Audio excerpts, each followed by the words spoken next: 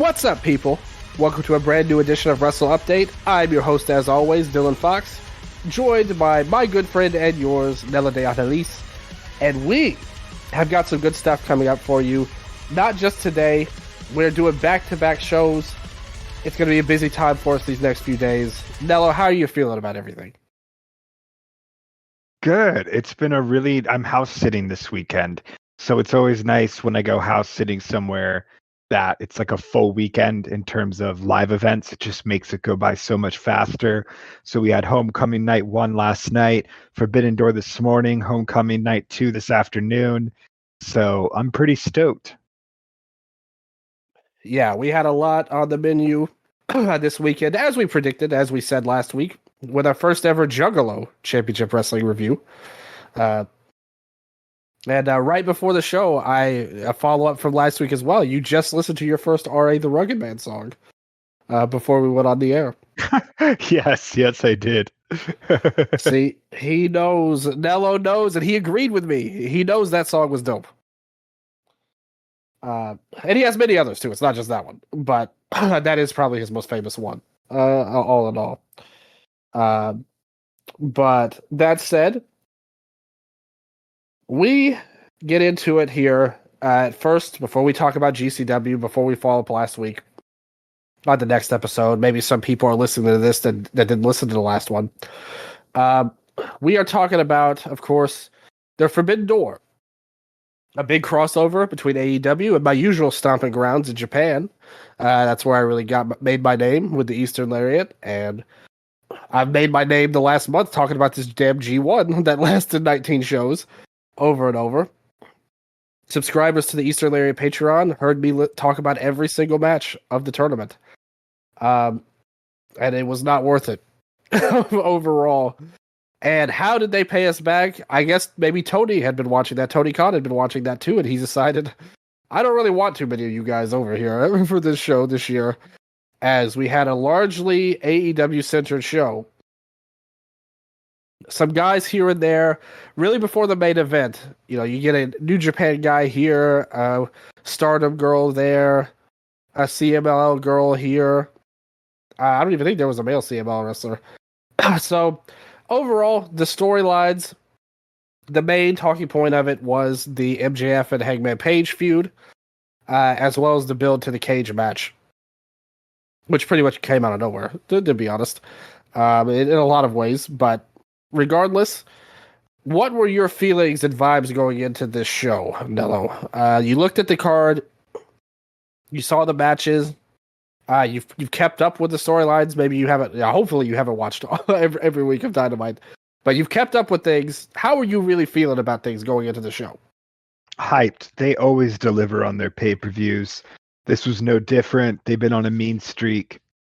The match card I thought looked really good on paper, from just, a workhorse banger like a Fletcher versus Hiromu, all the way to like your all-star lights out match, the awesome women's four-way. Like, there was just so much on this card I was hyped for. Watched with friends in Discord, so it was a really good time. Hell yeah. I think that like you said, really, it's foolish to bet against AEW pay-per-views at this point. No matter what's going on the show or whatever your feelings are otherwise, these shows are a lock to deliver in terms of in-ring. Once again, we had another show that lasted a long time, but I'll take it if it means we get this quality of wrestling for sure. I really have no complaints on the links. Nearly as much as it was for All In. Did you catch any of the pre-show this go around? I caught the end of the women's, was it four-way? Or eight women's tag? Yeah. And then I saw the trios match. Did you catch all of the pre-show? I didn't watch any of it. It honestly started way earlier than I thought. I'm not gonna lie to you. This is one of those shows again where it started at like noon. And the 0 hour started like before that. It was like an hour or two before. So this started way earlier than I thought. It's just one of those things. I've always got a program to wait for 7 o'clock at night to watch these shows. So it happened at noon. I'm still not quite there mentally. I do have to admit, but I was able to watch the show. We both watched live, of course. Is it easier to watch a show during the day or in the middle of the night for you? They're both easy. The only thing that would be hard is if a show started at like 8 a.m.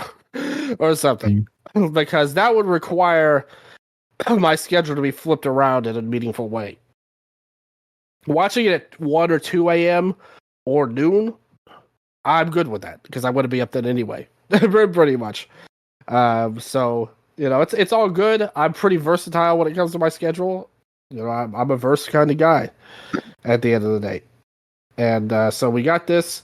Came to us from the O2 Arena in London. Another huge gate. I know there had been talk in the pro show media call or whatever. Tony was saying it was a top 5 show ever for AEW in terms of their tickets, or not tickets, but the gate that they had, like the total money they made. So they made a lot of money off of this show, and they always do in England. You have a very high floor when you go to London. The fans are always willing to show up and show out for that. We did have. I just want to speak on the 0 Hour real quick. You had Desperado, Kyle O'Reilly, and Roderick Strong, and Yuya Uemura taking on Crew, and Hechicero and Josh Alexander. So okay, so you did get to see them all guy in the pre-show at least. Here, Don Callis family represent. This was really one of the main appearances outside of the main event for the New Japan guys with Despy and Uemura getting in there. And they got the win in that match over the heels.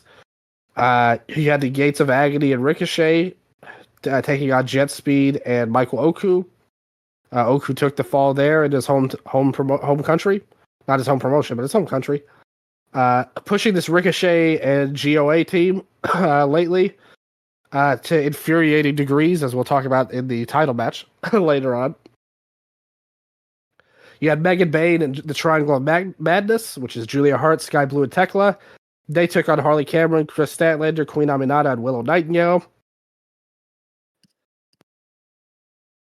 I read, and since you said you saw the end of it, was there any tease towards Stat and Willow becoming a tag team? Because a lot of people are talking about this women's tag titles that we've been waiting to get introduced. And it looks like they may be the first, like the leading contenders to win them. Did you see any build for that in this match? I could be totally wrong, but I'm pretty sure there's a spot between the two where it was like, oh no, they accidentally hit each other or something, but I could be totally wrong. No, that makes sense because on TV they had kind of been teasing more of a feud with each other than anything. Well, more so a one-sided one. Statlander's pissed that Willow won't let her be friends again because of their great feud a couple of years ago. And brief Statlander heel run. Then you had the trios titles. The Ops, Shibata, Hobbs, and Joe. They beat the War Dogs, Connors, Maloney, and Robbie X. Jesus. What a faction to bring over. But yes, thankfully that wasn't on the main show there. Instead, we started off the show here with Cope and Christian. We're in the midst of their reunion storyline that has been ongoing for quite a while now. They did an angle on Dynamite where Christian was basically like, I don't really need to change. I'm great how I am. But we've got common enemies, so let's team up once again. And Edge is like, okay, I guess that's good enough, even if we're not friends yet. Then they did an angle where I guess Kill Switch had been dead for all these months or years or whatever, and some kind of doctor put his ass back to life, and now he's teaming with Kip Sabian. So right away, me describing that, I think you all had the same thought that I did. I'm not that hype about this storyline going in there. Nick Wayne got injured, so he got replaced with Kill Switch for whatever reason. Going in there, the crowd chanted Luchasaurus at him, which is funny. There, they came in. Kip, he ended up bleeding at one point here. So he's busted open. Then Killswitch is trying to kind of get things on his side for the team, but him and Sabian, they're just like fodder in the storyline for CNC, pretty much. The crowd's chanting for Cage to be their father here. But in the end, they get things in gear. Christian hits the inverted DDT. Cope ends up going for the spear. And he does hit Killswitch from the apron to the floor. In the end, he comes back in to spear Sabian, and Christian gets the pin. What'd you think? On paper, this was the match I was least excited for. So, one, I was really happy that they got it out of the way first, because I feel like so often this random Cope match or Adam Cole versus Chris Jericho type match is just thrown on in like the middle of the show for no reason. So, getting the show, it was interesting because it's like the match with arguably the least amount of heat. And then having that as your opener is certainly a choice, right? But man, did it work with Edge's entrance, just popping the crowd immediately. Even though I wasn't looking forward to it, I thought that this was a good match in the end. I really liked the finish with that like pop-up spear that Edge and Christian did. Or Cope and Christian, sorry. Yeah, no, this was all around like good work. I haven't seen Kip Sabian wrestle in probably 5 years, I feel like. And Killswitch looked good being back. I'm happy he's healthy and returned to the ring. So yeah, I'd go like probably 6.5 on this. Yeah.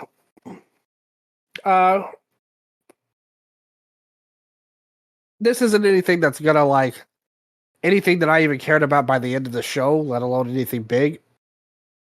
But look what it was meant to accomplish. This was just to be a showcase for Cope and Christian and to be the next step in the journey they're taking. Even if Nick Wayne was in there, it would still be that way. But without him, it definitely was a match that really had no meaning at all. But at the end of the day, you got to them getting the win. They did shake hands at the end. The crowd wanted them to hug, but they weren't ready to go that far yet. That's going to come in Toronto when they face FTR or whoever, probably. So I like the slow burn of them getting back together. It's nice that they're not just magically, Christian's not breaking out the kazoos right away, And I do think we'll get there eventually where the old Christian's back, or at least with Edge. But I like that they've kept it going slow. Like, they didn't rush through anything, and I think they're doing a pretty decent storytelling job. It's just the problem is it's about something that I really don't care about that much personally. I don't have that much nostalgia for this era. Like, I liked them. I like them as a team, and I respect them as a legendary team for TLC and all of that. But it's 25 years later. I'm just not that interested to see the next chapter in the storyline. But I think, like you said, Cope's one of the easiest guys to put on there. Again, regardless of my personal feelings, because his theme song is so great. It's like you're automatically getting one of the biggest pops of the show whenever he comes out. And that's consistent. The match itself was fine. I thought it was like they had some fun spots in there. I liked the blood for Kip. Nobody was bad. It was just pretty average, and the crowd helped elevate it. I'd probably have it as a 6. If I could, I'd be like a 5.5 on there, more than anything. I didn't think it was particularly good, but I think they accomplished what they wanted, and the crowd was very hot for it. So from there, we go to the match you said you were looking at, the TNT title, with Kyle Fletcher versus Hiromu here, which, in fact, since winning the TNT title, this was his second title defense against a New Japan wrestler.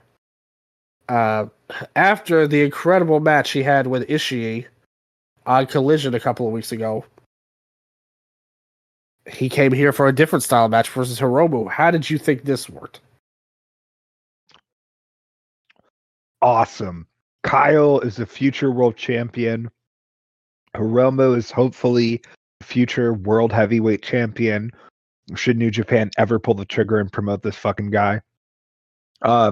Their styles really complemented each other well. Lots of great counters. Hiromu really got the hell beat out of him. Kyle gave him a lot. And yeah, no, just so much great wrestling. This one was for the sickos. What do you think? I love the finish where he like went for the brain buster.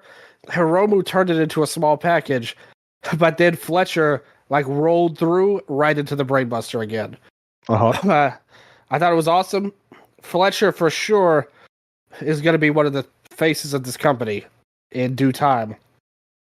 Like the only possible question about him is he so good that in the wait for them to be ready to make him the champion, will he inadvertently turn himself babyface to the fans? Because he's such a great heel. He's great at stooging. He's great at the actual technique of wrestling. He's very expressive. He's perfect as this heel character. Like he's so great. This is one of the better Hiromu matches I've seen in some time, to be honest with you. Like, I think he's really... Like, he had that outside of New Japan run last year where he wrestled in Michinoku Pro and Dragon Gate and stuff. And I have to say, I was pretty consistently underwhelmed with what he was putting down. And even the best of Super Juniors, he wasn't really a standout. Here, it felt like he had an extra gear that was closer to the old Hiromu than the one we've seen in the last year or two. I don't think this was as good as the Ishii match or the Dustin Rhodes brawl that they had where he won the title.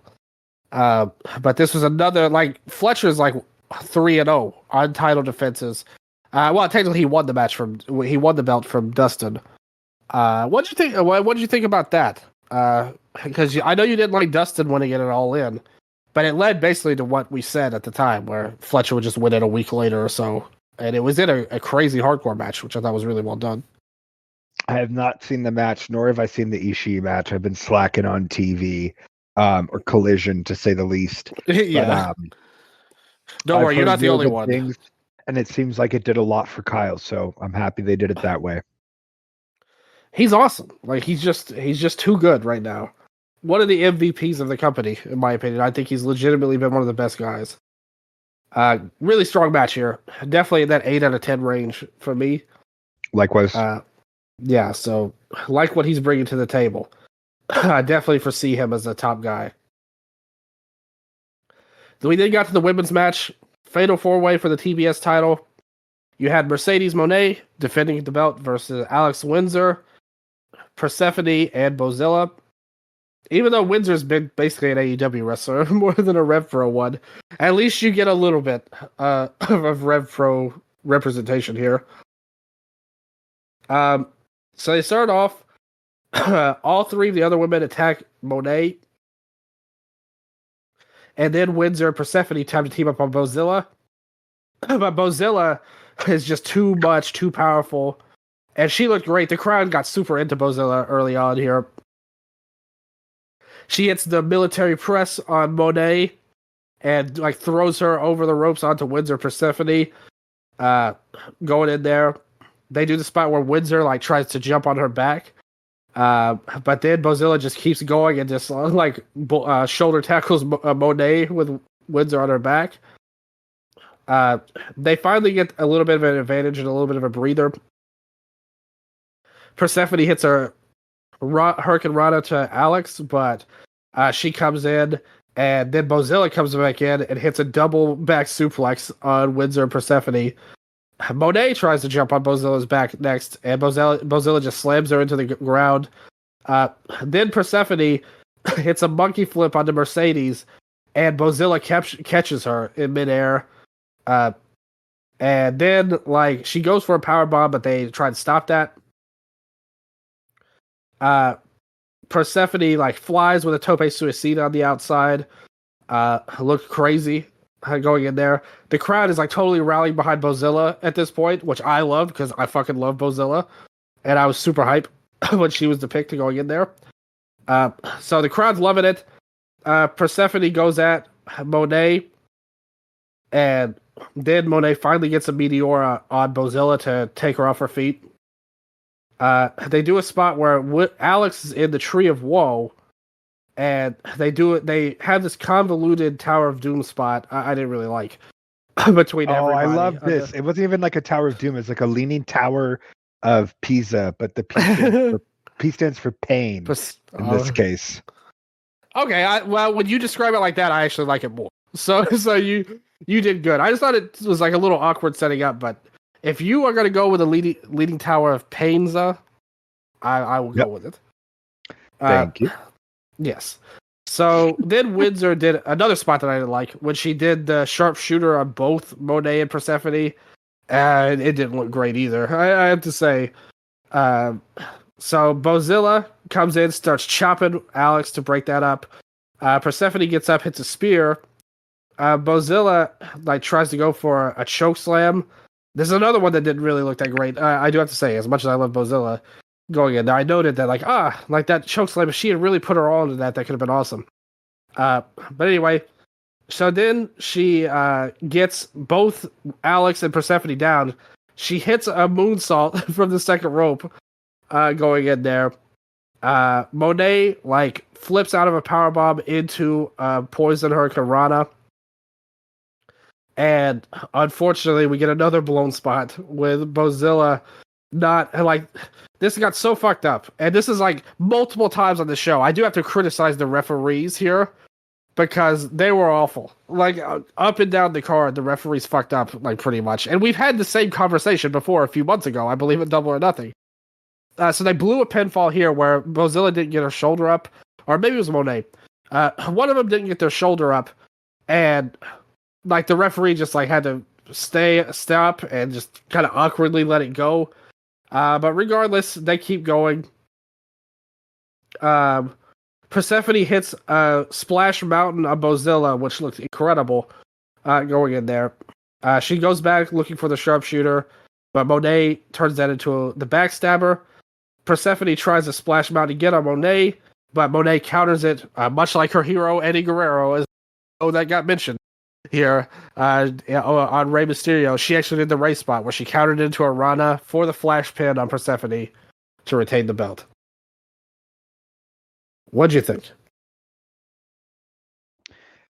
Definitely some sloppy moments in this match, but I was really happy with the amount of time that the women got, and I thought that they still made the most of it, even though it wasn't the cleanest at times. I was thoroughly entertained. Like, I would go 7.5, 8 on this as well. I thought it was still super strong. Mercedes pumped her ass off to make these women look great. Bozilla was definitely the star of the match to me. Windsor continues to make herself like, I think I was very unfamiliar with Windsor before she came into AEW. And I think her performances thus far have really shown why she got signed, which is awesome. Windsor! Windsor! And I was impressed by Persephone as well. Like that Splash Mountain was sick. And yeah, I had a lot of fun with this. Like, even following Hiromu and Kyle, like, this was also a lot of really impressive moves, but I thought the matches had enough identity of their own to where it didn't feel exhausted or repetitive or anything like that. Yeah, I would probably go a 6, but it's like a really fun 6. Because a lot of the shit they did was cool as fuck. In this match, everybody looked good, but they also looked bad at different points. So it was like, I feel like that's the most fair rating as an analyst to give, because there were parts of it that I felt were like an 8 or a 9.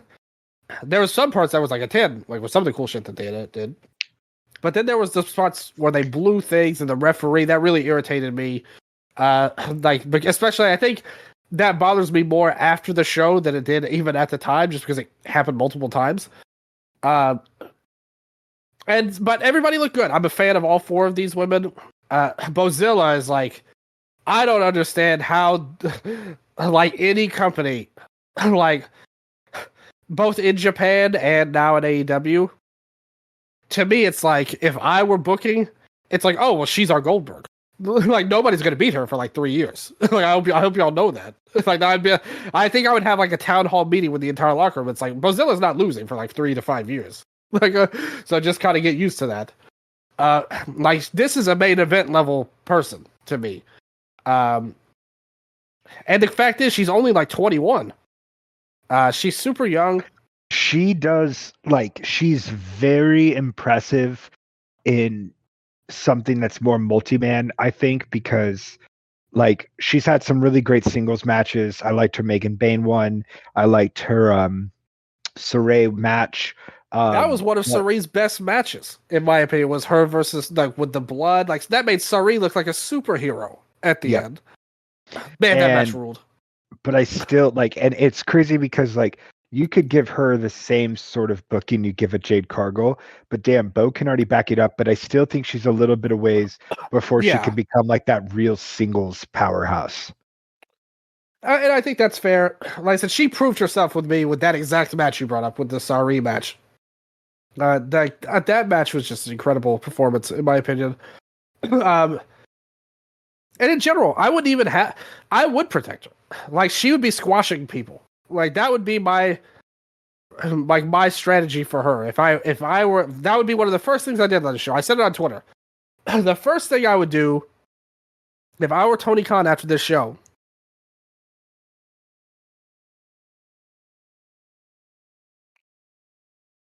when everybody's setting up and everybody's leaving, I'd walk right up to Walker Stewart and offer him a contract. That would be the first thing I would do. Get him and Bryan Danielson together. By the way, Bryan was commentating on this show and was phenomenal until the main event. He did a great job putting people over on commentary. Like that would be my lead commentary team for Dynamite going forward. Would be Walker Stewart and Bryan Danielson. And if you wanted to put a third guy in there, that's fine. If you're married to that. But that would be the first thing I did. The second thing I would do is walk up to Mozilla and say, I want you also to have a contract going forward. And I would have her squash people. I'd have Bozilla beat Athena for the Ring of Honor Women's Championship. Perfect. Great way of using her. Let her be the monster. It gets Athena out of Ring Honor, and we'll get to that in a second, but I'm really scared that they're going to send her back there. And this is kind of the end of the road for her for a little while in AEW. But yeah, Bozilla being ROH champion, that's a great idea, man. Like I said, I wish I had thought of that because that's exactly what she needs to do. Kill everybody. You've got this amazingly built-up run with Athena that puts her on the map right away. She could use a couple of years seasoning down there. You've got a bunch of different people you could have against her. And then when you're ready to pull the trigger and she's ready to invade AEW, because in 3-4 years, the upside of Bozilla is unreal. I couldn't buy more stocks in a wrestler than I have in her. She looked pretty good in the 5-star Grand Prix. I wouldn't say she was a standout player in the tournament, but she was far from a negative as well. So love Bozilla. Persephone's good too, by the way. She's got charisma too. With Bozilla, she's got charisma, but she's a monster. It's her just standing there is automatic charisma just because everyone's intimidated by her who's human. With Persephone, she's got a really good swagger to her. She cut that promo on Mercedes on CML Informa, where she bopped back from Spanish to English. It was really good. I'd like to see more of her as well. And Windsor's getting over with the crowd. She's doing some good work. She's earned her stripes. And Mercedes, we know what she's about. And I think they've really found out the secret to her. She barely ever talks, but when she wrestles, it means something. So I do like that. Really good stuff there. Good match, even though there were some, sloppy parts to it. I think that's fair. So after that, we get the IWGP World Heavyweight title, Zack Sabre Jr. versus Nigel McGuinness. This was the match I personally was looking forward to most.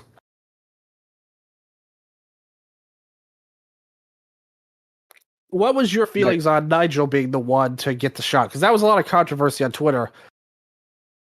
Should it have been Hechicero or somebody like that instead of the commentator? Like, what were your feelings on this match going in? I am so happy that it was Nigel. Who wouldn't want Nigel versus Zach? That's a fucking dream match. Like, come on, y'all. It's in London. London. Yeah. Windsor. Windsor. Like, this is exactly the match that you make. Like, how does this not just make sense for you? Anyway. We try to ignore those kind of people online. Yeah. No, I think that's the answer you're looking for. We try to ignore those people. What did you think of the intro video with Johnny Saint playing chess? That was awesome. And then we even had Nigel busting out the Johnny Saint hammerlock deal early on. So I led right into Nigel's match. The video was awesome, I thought. Yeah. So right away, good call on your part. Although I will say this, I don't know how familiar you are with World of Sport Wrestling, but I'm a pretty big fan of that stuff, actually. Johnny Saint, from what I've seen, I really like it. And I will say this, Saint's kind of like the face of that to this generation. He was kind of the guy that got passed around in, the days of O2, Ring of Honor and stuff. Because of people like Bryan Danielson and Quackenbush and those guys really popularized him as kind of the king of World of Sports style. I love him a lot, don't get me wrong. Johnny Saint's a great wrestler. I don't think he was the best at his style. Like, he had a lot of gimmicky stuff in his matches, like the Lady of the Lake, which is a move that Brian would use later on. And I preferred the more straightforward guys, like a Terry Rudge or a Steve Gray. Like, those are my recs for you guys out there. If you want to watch the World of Sport Wrestling, check out Steve Gray and John Cortez, and either of those guys versus Johnny Saint. And I bet you'll come away more impressed with Gray than Saint on that end. But they were some tremendous matches, though. And he is a legend. So I no shade at all on him. But I just wanted to point that out. The World of Sports style is kind of criminally underrated, in my opinion, at the end of the day. But as I said, we saw Johnny Saint coming in there, where Danielson on commentary was talking about how, man, Johnny Saint, one of the best ever. He helped out McGuinness in there, and I loved it where they were playing chess, and Nigel was like, well, that's checkmate. And Johnny Saint said, now you finally got it. Now do it again at Forbidden Door. Now, first of all, right away, come on, man. Nigel was a legendary ROH champion. Like I think he got it before this game, Johnny. So he comes out with Danny Garcia. Right away, like, angle alert. Like, with the towel coming in there. I thought for sure some goofy stuff was about to happen. Right here. He gives props to Johnny and the crowd, and Marty Jones is there too. So they coming in there. He met his wife and daughter. It felt good. Walker Stewart came out to join commentary for this New Japan match. The fans immediately were chanting, holy shit, 2 seconds in. So I think they did an okay move putting Nigel in this match overall. A couple of times, Danny tried to interfere a little bit. Where, like, for example, he tried to, like, push the rope in so it'd make it easier to hold, but the ref was pissed at Danny. And Brian was like, if he gets Nigel disqualified, he'll never forgive him. Going in there. They come in. Saber came in there and did the 4 count spot, kind of like the I got to 5 almost. And then he finally went after Danny on the outside. They had a little face to face spot. Nigel waited for him in the ring. He got him, put him up there for the Tower of London for a near fall, but he's got his foot on the rope, right in front of Garcia. So they had a little bit more drama, I guess. But I don't know what we were supposed to think about that spot. Was it like we wanted Danny to cheat, like pretty much like that would have been the babyface move? But also before cheating was the heel move, but now you want him to cheat to help Nigel. It was a little clunky storytelling. But nevertheless, they did some really cool stuff, like back and forth. And they go back and forth with some World of Sport style pins. And in the end, Saber gets in a reverse bridge on Nigel to get the win here.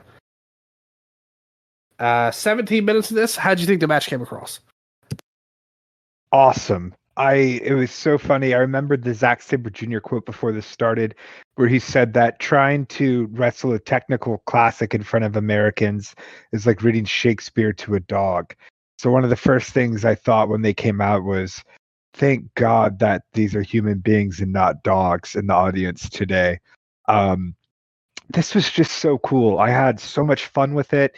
It also brought to mind Danielson talking about how when he wrestles Zach, he like enters a flow state. And this felt like it had that same kind of energy to it, where the guys are just working with one another and they are so connected from the beginning. And this was the first ever time, right? Yeah, they never wrestled before. Yeah, what chemistry. Yeah, because I mean, Nigel was like pretty much done when Zach like even came to Noah. Like it may have been the tail end of his TNA run. Nigel's TNA run when Zach went to Noah. Yeah. But yeah, the chemistry was amazing, I thought. I guess the big thing for Zach was coming out to his old music. Yeah. The TMDK original music that he had, not Young Pucks. But I liked the match a lot. Their chemistry was awesome. And like the peak of this match was great. Like the best wrestling on the show, in my opinion, took place in this match. I thought the stuff with Garcia was a little ham-fisted. I do have to say, and that took it away a little bit from me. I'm not trying to criticize the two in the ring at all, because I thought Nigel in particular, he really put his working boots on for this match. Like he's had good matches before, but I remember his match versus Bryan, and I thought that was a pretty disappointing match, actually. Like, it was good, but I have them and their peaks together in ROH, which was some of the best matches in US soil, like, that ever happened. And it was nowhere even close to that. Here, this felt like peak Nigel, pretty much, like making a little bit of a return here. Like a guy that's like, when you really think about it, he's the commentator. But he didn't look out of place at all in a main event style setting. It wasn't obviously the main event on the show at all, but this was a world title match, and he didn't look out of place in any way. I think Zach's in kind of a zone in the ring right now, where he's doing a lot of good stuff. But this is great. It really just comes down to this. To me, this or the main event had to be the best match on the show, but this stylistically, this is more up my alley. Even though I didn't love the Danny Garcia stuff, I thought the pomp and circumstance of it, the way they wrestled, the chemistry they have, and it's freaking Nigel, man. Like I automatically want to like am more into all of his matches. Just they feel special, you know. And this one definitely felt special, like you said, total dream match. I love it. 8.11 rating on Cage Match. Yeah, I'd go like 8.5. Yeah, that's exactly what I was gonna say. Like, I'd have it between an 8 or a 9 here. And it's amazing. Like, I still feel like Nigel could be a dude, you know, with his mic skills. seeing him work like this, like I feel like he could be somebody else. It's just tough with this level of roster around him. Afterwards, they shook hands and hugged. Nigel tried to raise Zach's hand, but then Zach was like, no, let me raise your hand first. Zach ended up going up to Johnny and Marty Jones and ringside as well. There. They had a segment where Tony Schiavone Garcia got in the ring, and they announced that it was 18,992 fans. Excalibur said, and we wish we could have squeezed 8 more people to get to the round number, but we just weren't able to have enough seats for that. Very happy that they didn't go with the towel throwing in spot, which is where I thought we were going with this. That's 100% what I thought. Immediately when I saw Garcia walk out with the towel, I said, he's throwing it in. We're getting the feud. So I'm happy it was not that predictable. I like it. I do hope that we get to something like that eventually, just done in a more creative way. Because if that had happened, that would have been such a lame finish. Now you could do a real turn on Nigel and maybe lead to a series of matches between Garcia and Nigel. Garcia definitely needs some help right now, so it wouldn't be the worst thing in the world. So then they cut to backstage. Tekla and Queen Aminata are brawling. Brian Danielson says, hey, they've been fighting this whole time back there, which is very funny to think about. Julia Hart and Sky Blue came in, and they jumped Aminata. And then Jamie Hayter came out for the babyface save. She saved Queen, dropped everybody, looked like a badass. The London crowd loved her. They hugged at the end. Basic, like, feel-good fan service type of angle here. I loved it. It was funny because right when I tuned in during the pre-show, they were fighting. They fought the whole time. No? Exactly. So I was like, wow, I love those sort of angles where it's just like, they build the off-camera, the off-screen so well. I would love a segment like they did another promo later in the show. Like have Hangman cut a backstage promo before the main event. And then you just see Aminata and Tekla brawling out of the building. Like it's not acknowledged at all. They're just fighting way off in the background distance. That's how I would have settled that. Like how the Wyatt Six are in behind all the or in all the shots in the background or whatever. Instead of that, constantly fighting. Yes, exactly. Every backstage segment, they should have done multiple, where they were off in the distance, unacknowledged by everyone. It was just like a fun little Easter egg. That's what I would have done. Love it. So then they do this this video package of this ridiculous tag match, which has gone through so many changes. They did a whole tournament that they had to fuck up the finish for to do this 3-way match. Then they announced it as an elimination match. That was going to be an elimination match until the day of the show. Magically, it's not an elimination match. And then nobody knows what the fuck's going on in this match. So first of all, the Hurt Syndicate's mega over. I'm so happy they dropped MJF from the group. I think that really automatically brought some aura back to them because they were dying like as his henchmen. And so, depending on who you believe, they may have politicked their way out of that bullshit. And said, no, we will not do that bullshit storyline. Although they're getting jumped into one anyway.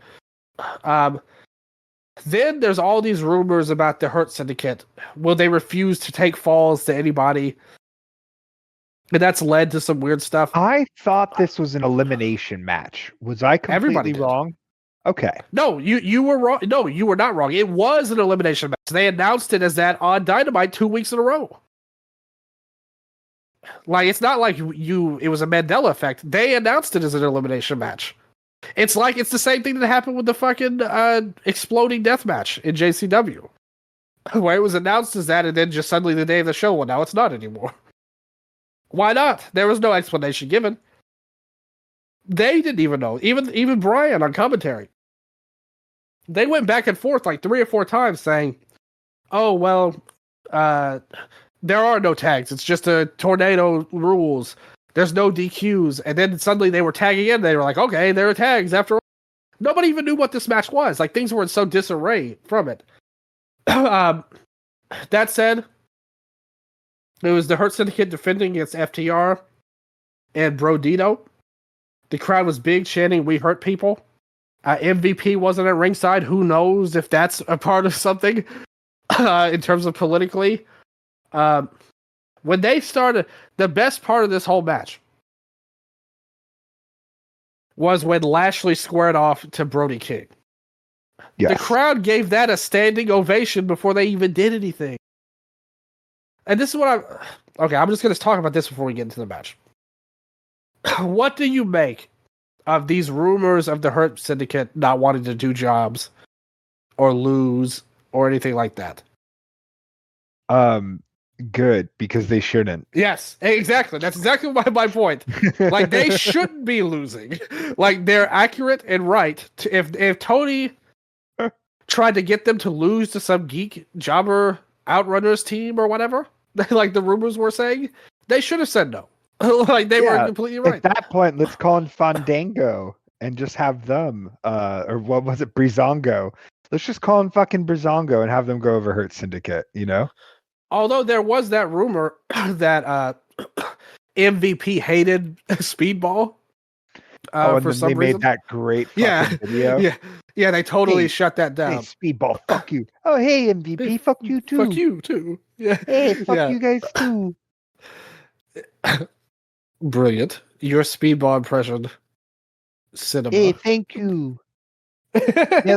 Merci. Merci. I like Speedball, for the record. But it was very funny that they did that. So it's possible all of these rumors are dumb, but I hope they're true. I think we need more people that are willing to stand on business for their characters and not be like Will Ospreay that wants to lose to everybody. And now he's not nearly as over as he was when he came in versus Takeshita after all these losses. And Lashley looks like a superstar. And Brody King also is a superstar. They don't even have him win. Although they're finally giving him something. But that segment was awesome. The Hurt Business fucking rule. Man, this whole match was great. It's just all of the booking and stupid stuff around it was unbelievable. So they had this great move, this great match. Everybody looked good. I think the only spot that I would have changed, I feel like Shelton and Bandito had some slip-ups. It felt like they were a little bit off kilter. But besides that, they were awesome against everybody else. Everybody else was awesome. Big moves all around. Bandito hit his flipping fall-away slam move onto everybody on the floor. It looked insane. Lashley hit the spear, and it looked like they were about to win. Then suddenly, 2 masked men hit the ring. They jumped the Hurt Syndicate to take them off. They grabbed a weapon, and then the masked men unmasked, revealing to themselves to be Ricochet, Toa, and Bishop Khan. You cannot pay me to give a fuck about the Gates of Agony. Why do they keep doing this? Who are you trying to prove? What are you trying to prove? Pushing these guys, giving them all these chances. It's like Sky Blue in the women's division. It's like, when is enough? Whoa, I like Sky Blue. Okay, Triangle of Madness, a big supporter over here. The other 2 I like. And Tekla is completely fucking awesome. Sky Blue and Anna Jay, they're just not who I would put on TV every week, Nello. That's all I'm saying. And there was that run 20 weeks in a row where there was a Sky Blue and an Anna Jay match. When do we have to pull the plug? But, okay, so this was obviously to set up the Syndicate going, and hopefully, I pray to God this all ends with them beating MJF to a bloody mess at some point, and hopefully all of these guys too. Like, all of these guys should be destroyed at the end of this. I have to say, why couldn't you have paired Ricochet with somebody else? What about Crew? Like, what about Top Flight? Like, what about anybody? Like, there's so many options you could have had. Why wasn't the Gates of Agony? This got no pop, by the way. Like, this whole deal. And also, by the way, when this kidnapping was going on, they kept wrestling in the ring, FTR and Brodito.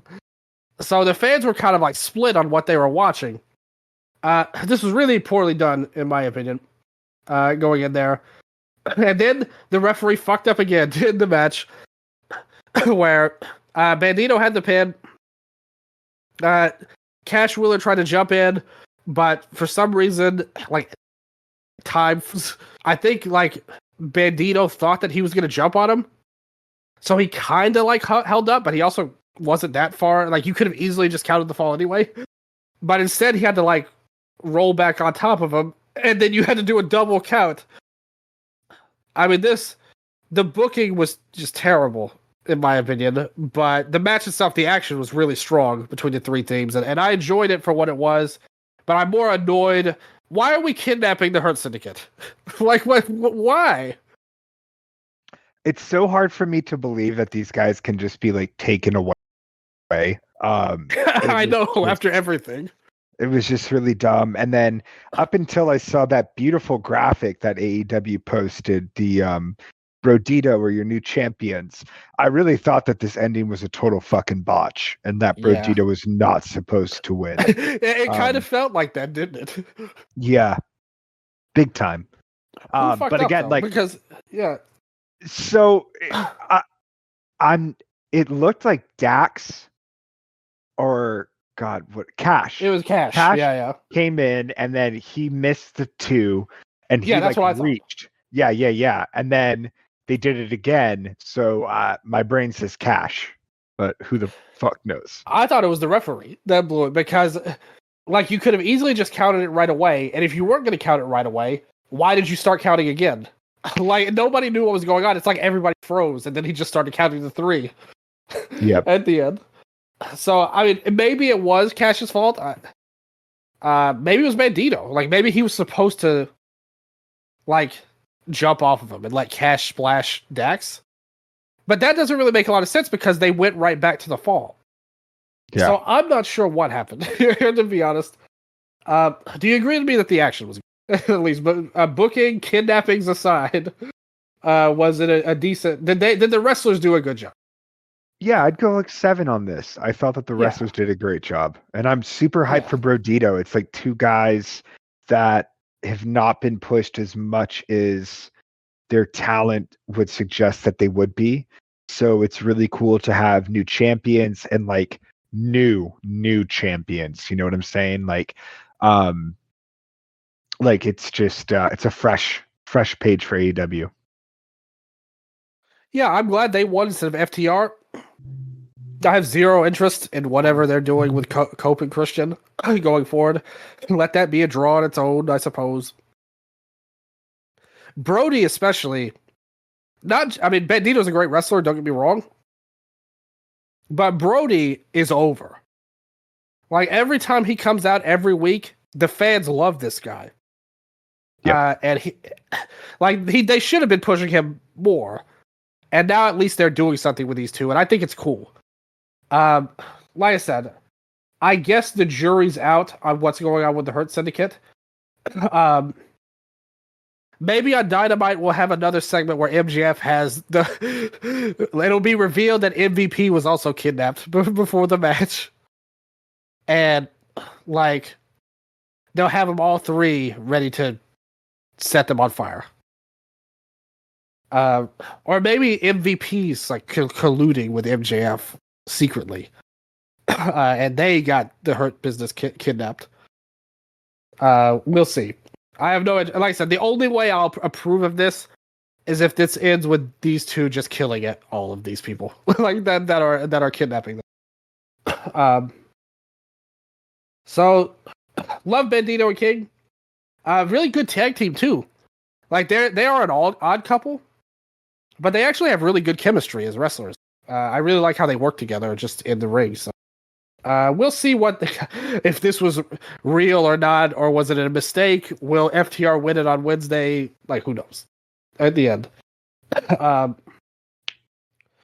So then they bring up the video package talking with this Okada and Swerve unified belt match. Nana's he can't be at ringside, and then somehow Don Callis is allowed to be at ringside but not Nana. Another the thing is, this company, this show was mostly great, which it makes my head hurt how they make these kind of mistakes for no reason on here. Like, why was he allowed out there but not Prince Nana there just because he's a heel? Like, we can break the rules if necessary. On top of it, so they come in.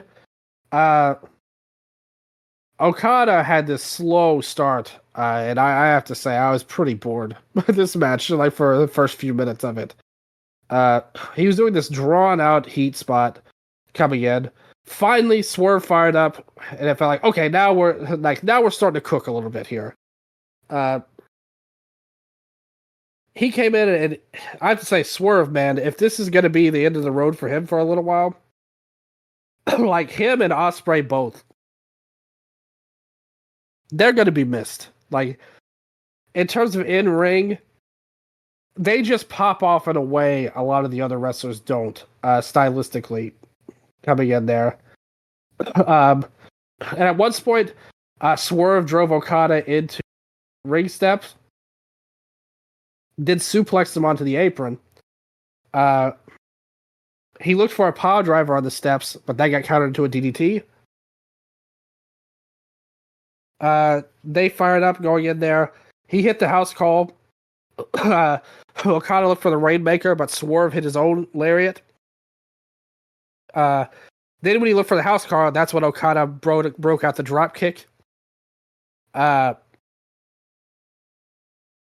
Swerve ended up countering the Rainmaker into this power bomb and turned that into a power slam, which looked great. He went for the Swerve stop and he got it, but his knee was too hurt, and that prevented him from making the cover.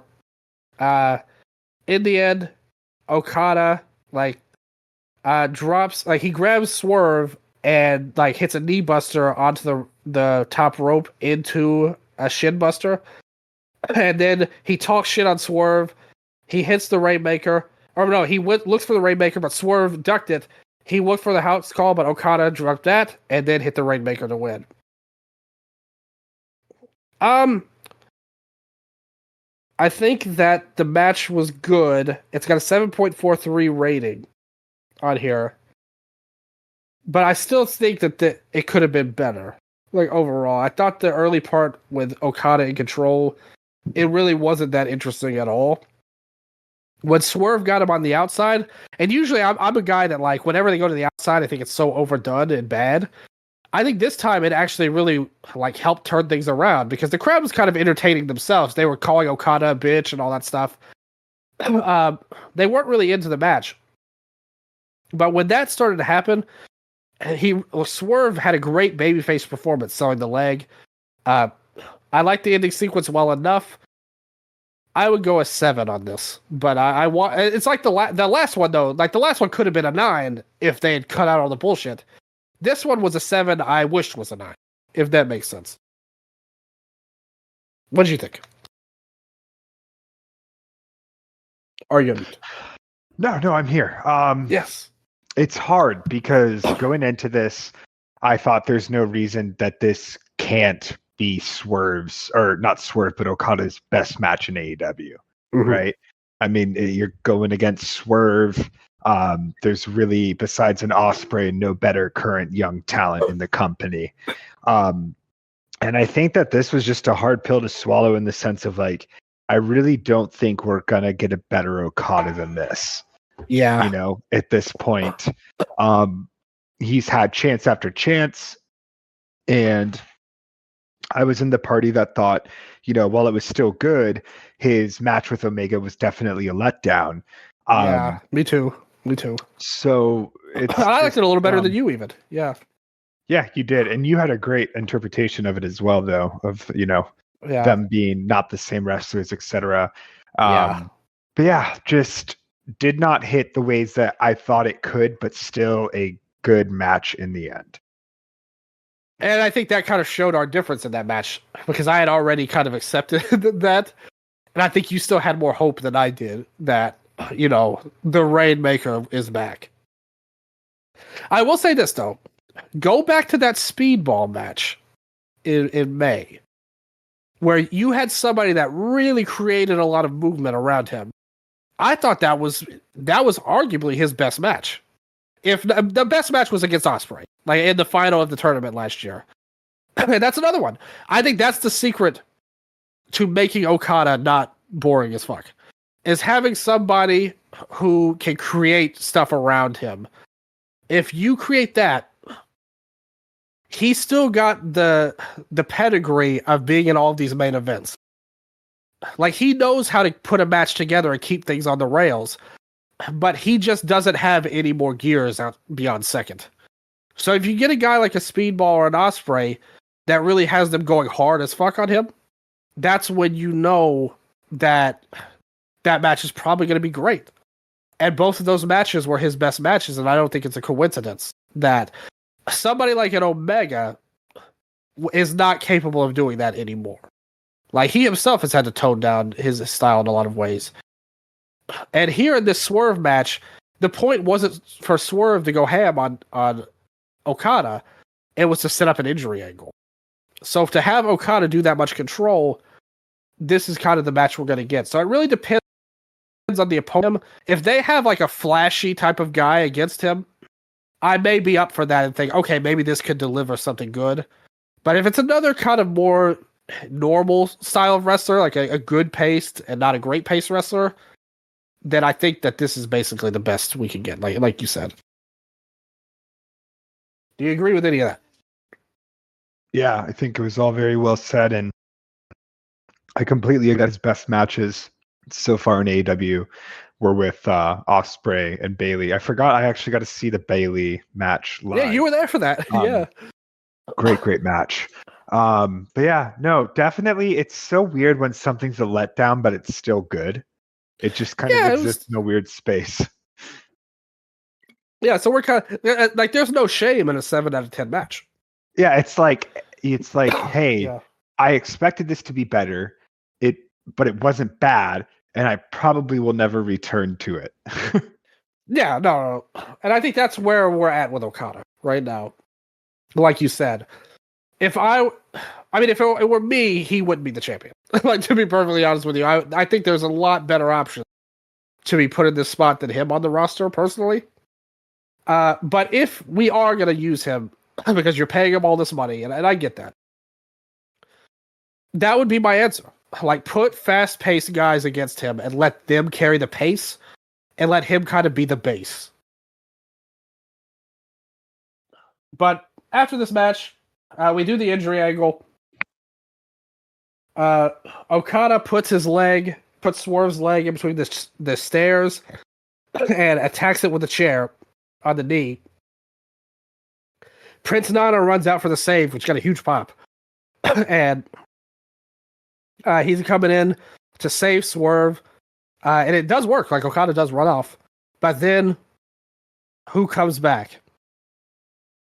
Wardlow is here. He beats the shit out of Nana. He beats the hell out of some geeks that were in security. Then the Don Callis family comes in. Takeshita was the only one that got a pop from the fans. Like, they treated him like a babyface. Maybe Wardlow is a better comparison point for people that Tony gives all these chances to than Sky Blue.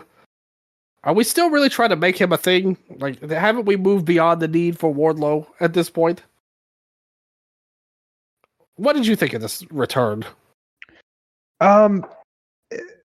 cool, but I don't see him like the Don. Okay, AEW is a crowded company. The Don Callis family is a crowded faction.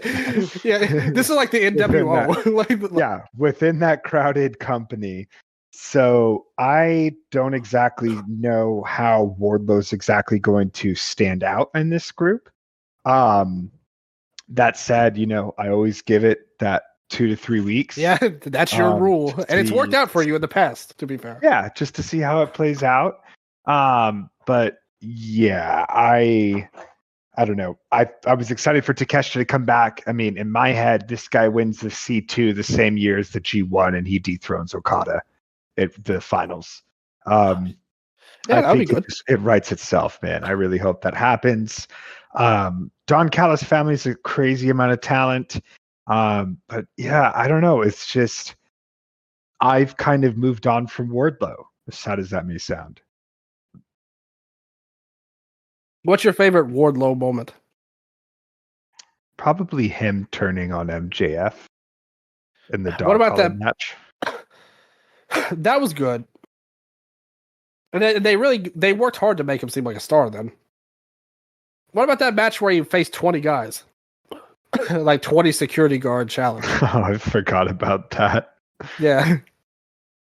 Like I said, he's okay, but this is the problem. It's nothing against these guys, like him, Sky Blue, or whoever. It's that there are so many people that could be in this kind of role. And it makes you wonder why particular people get all of these chances over and over. And others don't get any chances at all. And what is Wardlow's role in this group that couldn't be handled by Lance Archer, for example, who's already there?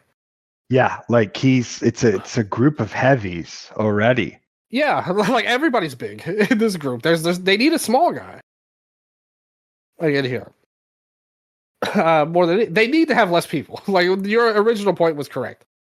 Because I saw somebody on Twitter being like, "Oh, this is great. Wardlow could be the heavy for Fletcher," but you've already got a bunch of big guys in this same group on there. The only one that's not big and even he's kind of big, is Hechicero.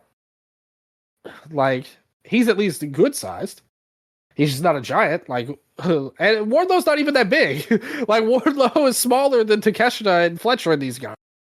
He's more muscly, but it's not like he's this giant. I don't know. I was not hyped about this return at all, and I wonder what they're going to do with him to make him stand out. The big bummer of it was Takeshita just being a background player. Like him winning the G1 should be a major moment. Like they should have like a trophy ceremony or something at Dynamite for him, where the whole gang's there. He gets a huge check and a huge trophy. They should do that in New Japan, but they could definitely do it on Dynamite. Have a babyface that hates the Callis family come out and wreck the party. And you could easily set an angle off. But I've said it before. I said it on the Eastern Lariat. If anybody's listening that listened to my G1 review, me and Striga did on the after the final, you could go to the G1 final page on Cage Match. By the way, 919. Check out our show we did. Takeshita is a wonderful heel, but Takeshita is a best in the world level babyface. And I feel like that's where his ultimate destiny should be. I mean, he didn't really seem that anything here. Like he was just a background player. He just walked out, pretty much. But I really think that the end game of all of this should be Takeshita gets turned on, and he's able to become a babyface. Everyone loves this guy. They loved him as an enhancement talent in AEW. Jim Cornette said Takeshita was a great babyface wrestler of all people, and his whole gimmick is hating AEW. Even he couldn't deny Takeshita's greatness. Who would not love Takeshita? Like, it's awesome. He's just great at everything. Like, flip the switch. Stop holding him back as a lackey in this damn group of 25 people. And let him go off to the races. Your idea of beating beating Okada is a great one, and he would be much more fit for that role than Okada, in my opinion, as unified champion. So all of this is fine, but it didn't excite me, to say the least. I wish that we had a bigger role for Takeshita on the show than guy who walks out in the background of a Wardlow return. Nevertheless, he came out and they did this big angle. What do you think's going to happen with Swerve going forward now that this angle? How long do you think he'll be out for? I don't know, man. It's hard to say with him and Ospreay. Like, yeah. I've heard everyone just be like, "Oh, they're gone for the next year." I'm like, says who? That's not going to happen. I don't really know, but they're going to be missed, and I hope that we get to see a couple other guys maybe cycle in while they're gone and see what they can do with the opportunity. I suspect that Swerve will come out much sooner than Ospreay. I mean, you can never completely write off a work, as Seth Rollins taught us in WWE with these injuries.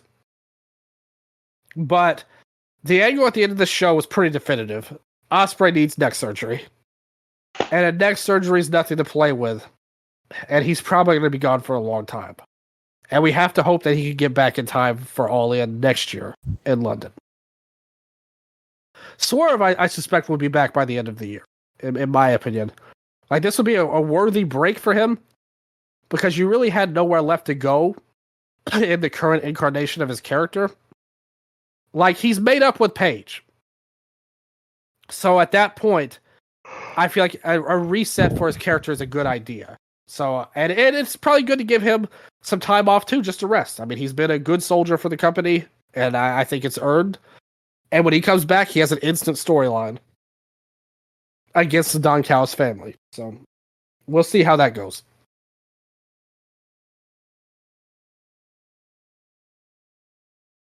So then we see a video package for the women's world title match. Athena came out with Billy as her manager, and we saw the return of Bryan Danielson on commentary. Here. I'm not a big fan of this like swapping in and out commentators deal. Just pick your guys, and if you want to have a guy have a special match, bring him in. But it's like they switched guys like 3 or 4 times on this show, and I could have done with that, to be honest. Tony comes out dressed as like, what would you describe this outfit?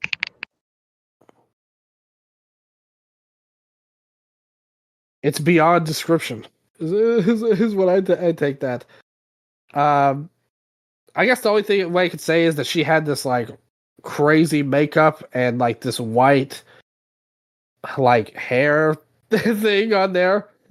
I have no idea what to describe it as. She had a gown on for the ring. It was all white and something akin to like stuff they would wear in this, you know.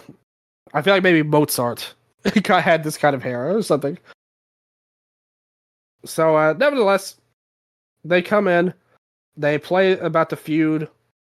Athena's promos have gotten some mixed reviews on TV leading into this, but at least they built this up pretty well. They start off with Tony hitting a Storm Zero on Billy, and then Athena fires up from there. They do some good work in there. I don't know what it was. I don't know if you got this like feeling that I got. It felt like the crowd wasn't that into Athena when she was on offense. They were much more happy when Tony was doing things, going in there. So she tried to fire the crowd up a little bit, but I felt like Athena, like something about it was not connecting with this England crowd. I don't know if it was the fans or the sound or what, but I noticed it when they did yeah. I was going to say, I don't think it's smart to rely on people knowing what Athena's done the past 2 years in Ring of Honor. No. Because for the casual AEW audience, she's shown up once, lost to Mercedes in the first round of the Owen Hart, and then she just came back, won the casino, and now she's fighting Toni Storm. So she's a very unfamiliar character that's been given like this sort of superstar persona because of what she's done in the sister company. But like, who is gonna know that? And I still think that you could have woven her into AEW a lot better than just throwing her into it. Absolutely. Everything you said was totally accurate. I noticed that when they did like the yay boo back and forth, and the crowd just didn't react to it. I was like, wow, they're bored as fuck by this match. And the work they were doing was pretty good. I didn't think it was anything wrong with wrestling per se. It wasn't like mind-blowingly great or anything, but it was good. And the crowd just wasn't having it. I thought it was interesting to start off with Tony attacking Billy right away. And again, I don't know if they were trying to make Tony more heelish or like big up Athena or something. But I think I would have cut that out until later. I would have had Billy interfere first and then Tony take her out to get what you wanted out. But instead, Billy tried to come back with a chair shot, but Mina Shirakawa ran in to make the save. And it felt like we were starting to cook a little bit. But then, basically when it started to heat up, the crowd, like it ended. Because she got caught in the big package, but she did kick out of that. She's the first person to kick out of the big package. And then Tony countered the O-Face into the TCM chicken wing for a tap-out loss. And I have to say, what was this match trying to accomplish? I wonder. Like, with how they set it up, with how they worked it, with how the crowd reacted. If this was to put over Athena, then this failed. If it was to be a write-off for Athena to go back to Ring of Honor with Billy, that's fine. But it does make you wonder, like, what's even the point anymore? Like, if you don't believe in her this way, like, why even have her on the show? Yes. I don't know. What do you think? I thought this was good. This was essentially AEW's two biggest women's champions of all time. But the issue is that they just haven't done one of those champions any real favors in a meaningful way. Regardless of all the great work she's put in, which is really unfortunate. So, I think that this could have been bigger than a Mercedes Tony, but it wasn't, and it did not feel like it. And I thought the work was still good, but it just didn't have that aura that it needed. And I'm very happy to see Tony still winning. I also thought Tony's ring gear and everything was incredible. So that was okay. So you liked it? Yes. Okay. What was it then? Sell me on this, Nello. I don't know. You still don't know what it was. She looked like a clown. I thought those. I was like whoop whoop when she came out, dude. No, that's the other show. No. But yes. The real Forbidden Door. Insane clown posse, Toni Storm. Oh my God! Zabo and Yappy doing in the fucking AEW zone?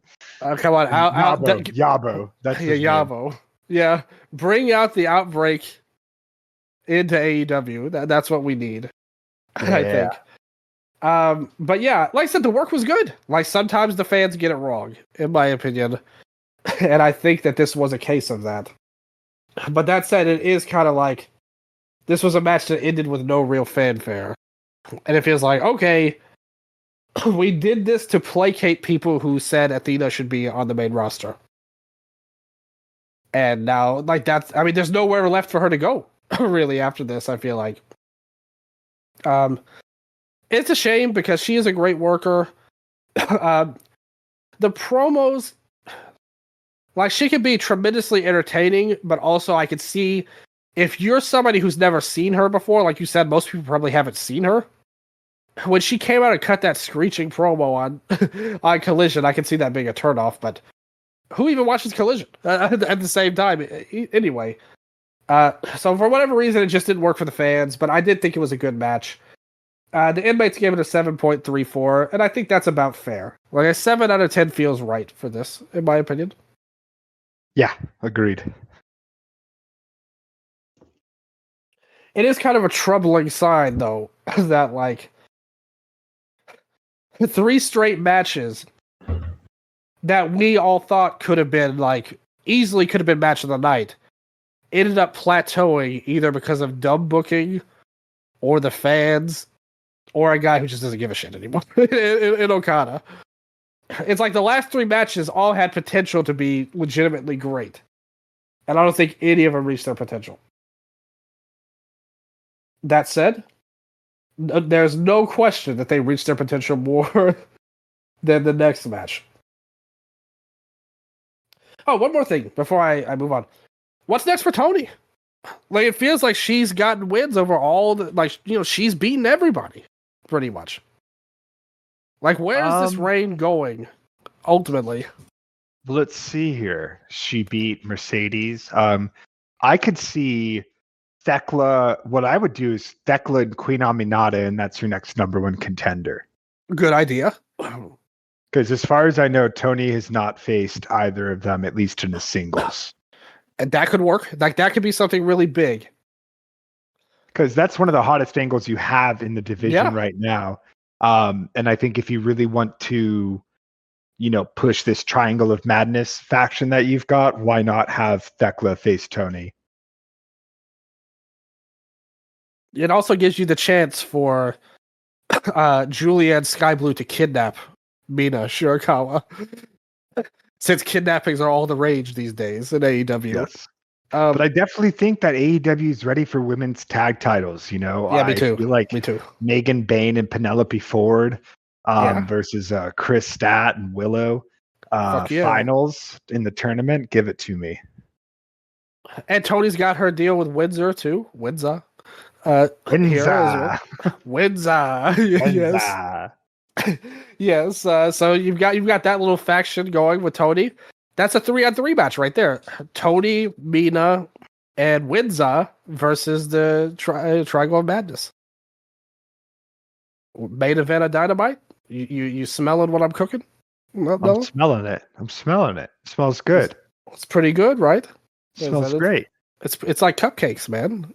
Like, you know, you bring those out, put a little chocolate frosting, some sprinkles on those bad boys. Yeah. Yeah. So what we were not served next was not cupcakes at all. It was anything but cupcakes. It was cookies that you put on 450 and left them in there for 3 hours, I think. Here. And they burned the entire house down of AEW and this show with Hangman Page versus MJF. I was just about to say, is this the main event? Holy shit, Dylan. All right, let's get into it. Let's see how much you like this MJF match.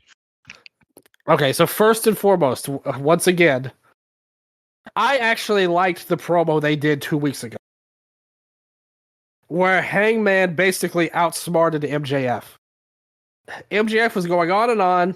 The Hurt Business said, "Oh, fuck you, we're not your lackeys." I'm like, we're not going to help you win the title. Like, kiss my ass. All 3 men gave him thumbs down.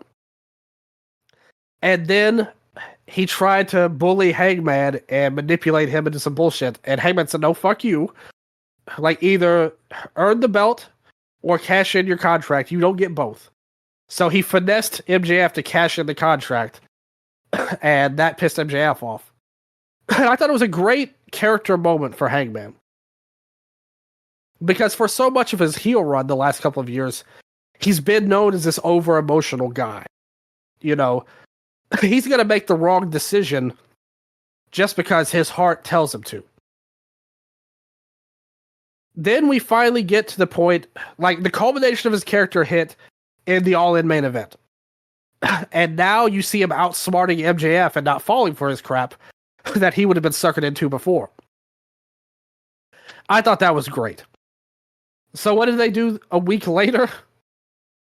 Totally reverse that in the most ass way possible. What the fuck were they thinking with that? I'm gonna set. What is with this company and why to set people on fire? We saw this bullshit with Darby and Jungle Boy in the cage in Nashville, remember? Where it took like 20 minutes for him saying, "I'm gonna light your ass on fire." and then he couldn't get it going, and he was sitting in the cage, and the time stood still. Why do we need to set people on fire in AEW? Who asked for this? And why do we have to kidnap people every week? What's going on here, Nello? Like, what is this booking? And this is before we even get into the match. Which, trust me, I've got some things to say about the match. But the booking of this, it makes my head want to pop, man. What? This is the best you have for Mark Briscoe, of all people? Do you have any explanation? No. It just reminded me of another show in London involving MJF. Okay, so the thing is, I argued the build up to this. The other one was worse. Like, I'm not going to say this was worse, but it was worse in that there was a moment where this actually looked really great, where he was an actually effective heel, and it made Hangman that much stronger as a babyface. With MJF and Cole, the Brochachos were what they were for day one. Like, you had Big Show in the ocean. You had them eating Chinese food. It was what it was. And some people, ironically, liked it. And most people hated it and left. And they've never been able to recover from that. But at least we knew it was the devil we know. No pun intended. This was like, why did we take this left turn all of a sudden on the Go Home show? It totally undercut the good work of Hangman as babyface. It was totally absurd for him to threaten to set Mark Briscoe on fire. Nobody bought into it, and it was just terrible. Like, everything about it was bad, and the Gates of Agony, which automatically makes it worse. Nello, I know you feel that way. Mm-hmm. Absolutely, I'm a hater.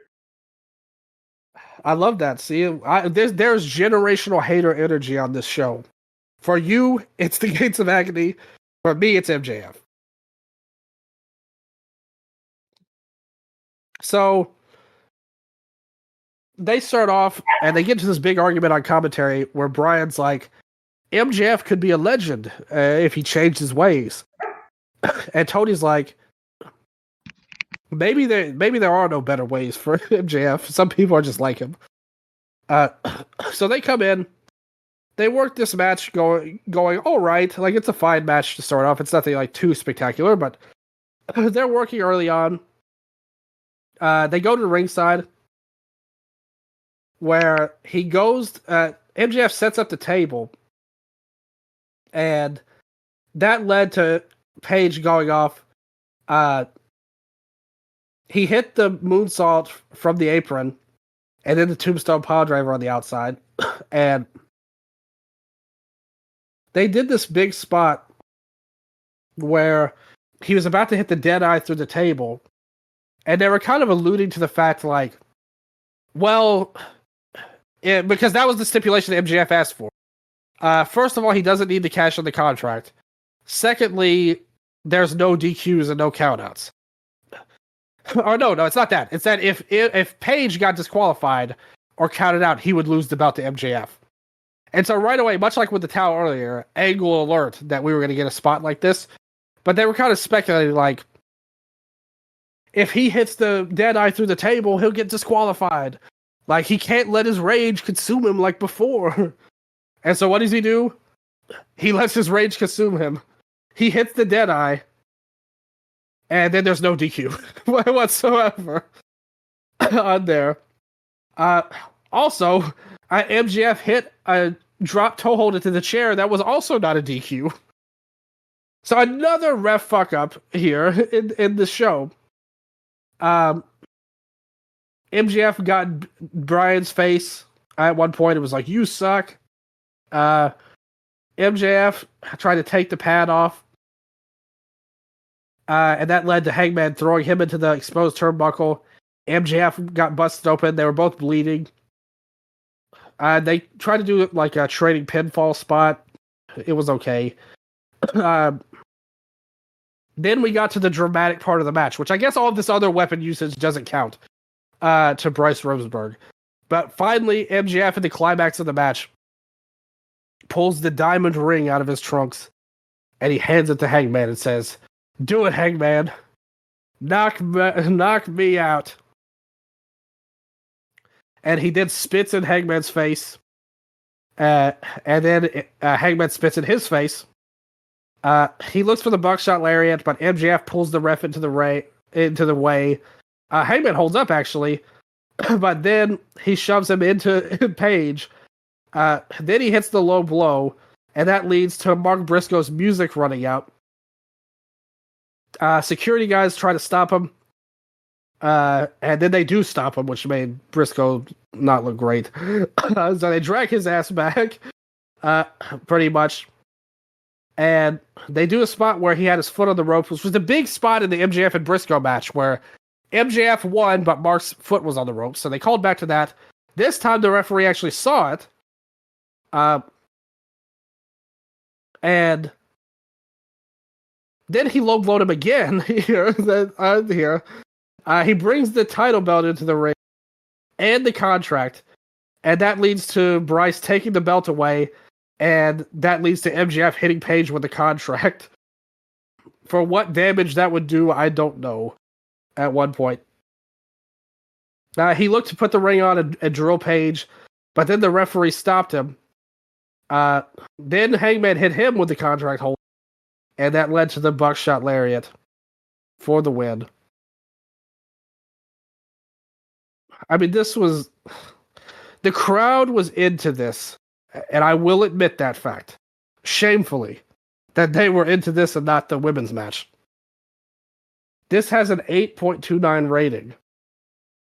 I totally disagree with the inmates. I thought this match was horrible, personally. Knew it. I fucking knew it. I mean, you had to know. But am I wrong? Am I wrong, Nello? I'm not an MJF guy, admittedly. It was funny when he came out. I was like, we should do a trade episode, me and Dylan. We're like, because I'm like, I would trade MJF Kevin to JCW? Owens. Yes. I would trade Kevin Owens and AJ Styles to AEW for Jericho and MJF. You get a legacy.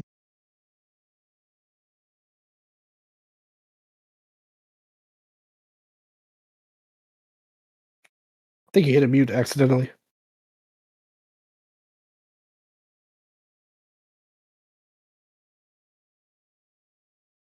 Hello? For some reason, Discord muted me, not my headset. Sorry about that. What was the last thing you heard? You were saying you're going to trade KO and AJ for MJF and Jericho? Yes. Get a legacy guy, quote unquote, once in a generational talent, supposedly. And I don't have to watch them anymore. I think that would be so sick. What do you think of the rumors Jericho's on his way out anyway? You won't have to make a trade. He's just thrilled, really. Yeah. MJF should be next. Oh, hopefully. Even then, as goofy as the WWE superfans could be at times, and the Diva stands and all that stuff, does anybody deserve to have to watch MJF, though, Nello? Would you really inflict this upon anyone? What if MJF goes to AAA? Stop. With Omos and Microman. That's the new faction. Yes, that's the new Los Ingobernables. he's already got the CMLL title. Like, why not continue this run? This time in AAA, jump companies. That would be good. Honestly, yeah, I would love to do a trade episode because I think there's some interesting pairings you could do, and some interesting to see the things that would be even like that, because there's a segment of fans that think MJF is the best. Mm-hmm. Like would call that one-sided in WWE's favor.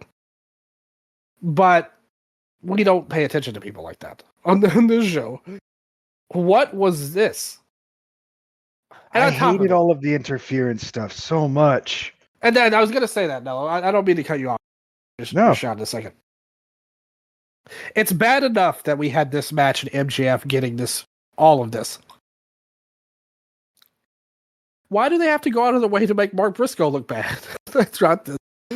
Like, why does he have to be involved in the way that he has? Why? And on top of it, he's still got the contract. So this is going to be redone again, probably next month. So yeah, you also hated the match, I presume.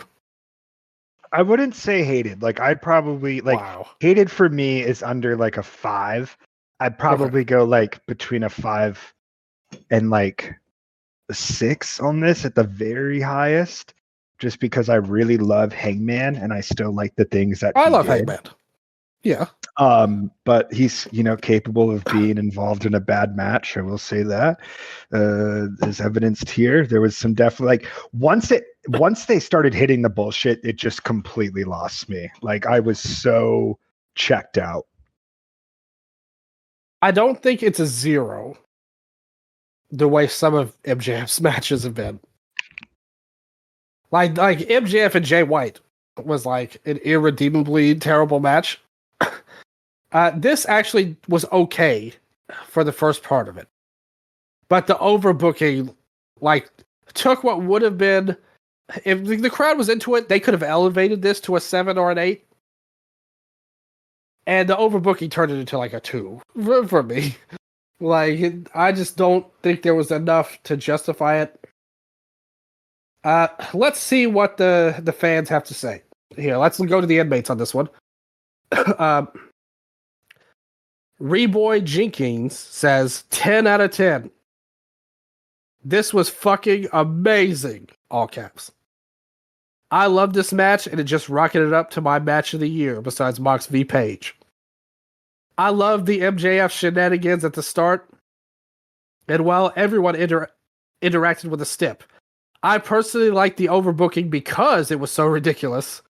It kind of reminded me of Toshiaki Kawada versus Steve Williams. What? Nello? Nello, save this man. Is there anything remotely resembling Kawada and Dr. Death in this match? I don't know if I've seen it, but I can't think of like, I don't know, man. It wasn't like this. I don't want to attack the inmates, but you've got to show me some evidence when you make a claim like that, and you compare MJF to Kawada. In that MJF set out from the start with a sound plan, and by the end of the match had completed every step of it. But even after seeing his plan through, Hager still managed to kick out. I loved MJF's color, and his facial expressions were 10 out of 10. Hangman is also doing great. He's having the babyface champion run he's always deserved, and it's so good to see him working his ass off with another favorite of mine. Bryan Danielson on commentary also worked really well, and his shouting out, "Let's go Adam," was so damn good. I felt the same way during the closing spots of this match as I did during the Iron Man match back at Revolution 22. 5 3/4 stars. Broke the scale for this one. Oh, shit. I'm sorry, boy. This was not like Kawada and Dr. Death. But I'm glad you enjoyed it more than we did. Let's go to Gasset Jabri, who gave it 3 out of 10, the lowest rating. My feelings toward this bout between Hangman and MJF really matched my anticipation during the build of it. Started off fine, some moments were pretty good, and then some MJF chicanery made it instantly unwatchable. First of all, not only do I agree with you, secondly, I love the use of the word chicanery in your review. Basically, the stipulation added to the match, as well as all the overbooking, both overshadowed any enjoyment I could get out of this match. It's genuinely embarrassing coming these two and way underachieving compared to their pretty good bout they had earlier this year. Probably the worst match of the night. I hope something better comes out of Hangman's reign. I don't think it can get much worse. Except we have MJF coming up again, and you never know what he'll break out. Yeah, and I think that, like I said, I think there's an audience for this kind of match. The same way there's an audience for evil matches in New Japan. I'm not saying these people don't exist. I'm just saying I don't know if they're a majority or who you should be booking your show. I'm sorry to say. But it's got an 8.29 rating. So clearly a lot of people really love this match. I don't know why, like overall, but I cannot argue with the people at the end of the day. Except when you make those kind of claims. I will question that. But that said, it was the worst match of the night for me overall. So then,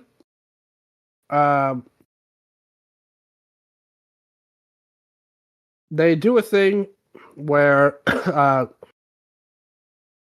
they show a video package for them coming back to England, and then suddenly Bryan Danielson's like, I need to excuse myself from commentary because I have some personal issues with people involved and I can't be fair. Which is really stupid considering he was actively rooting for Hangman. It's just the literally the match before.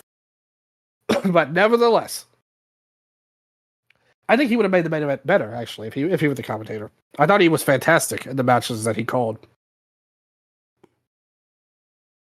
They go to Justin Roberts and he says, the lights are out and AEW would not be responsible for what takes place once they are turned on again.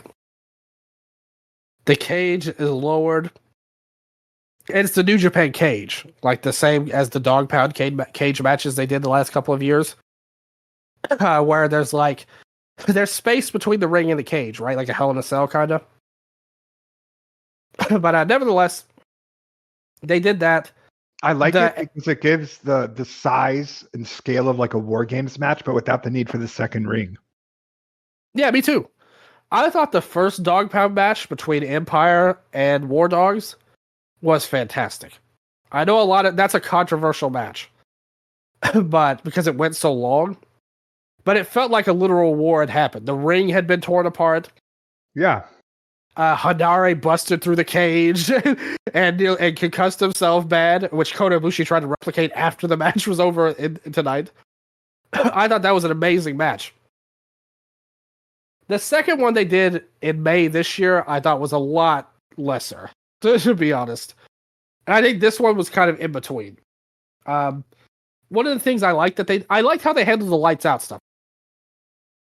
I mentioned it on the last episode, and a few episodes ago we did the State of the Union. My idea for adding Kogar in AEW was to be the unsanctioned champion. And this is basically exactly how I would have promoted his matches. They turned the lights out, they made the announcement, and then when they came back up, the AEW logo wasn't on the mat anymore, on the ring. So it's like, this is unsanctioned. They made it seem, they tried to make it as legit as possible. And I really appreciated that. So they did the matches, or they did the entrances. Ospreay got this incredible entrance where Alex Windsor narrated it, and the pyro went insane. The crowd was going crazy for his entrance. I mean, this guy felt like the biggest star on the show. By the end of this, the entrance was phenomenal, better than the Assassin's Creed entrances that he's had in the past. Very well done promo from Alex Windsor. Cutting in, but this did tell you, in my opinion, this is pretty much the end of the road for Ospreay. Like there was no way you could watch this video package and not feel that. That this was the end of the line for a long time. The Bucks came out, and suddenly Bop played during their entrance, their original entrance theme in PWG. And so they come in. JR was on commentary for this.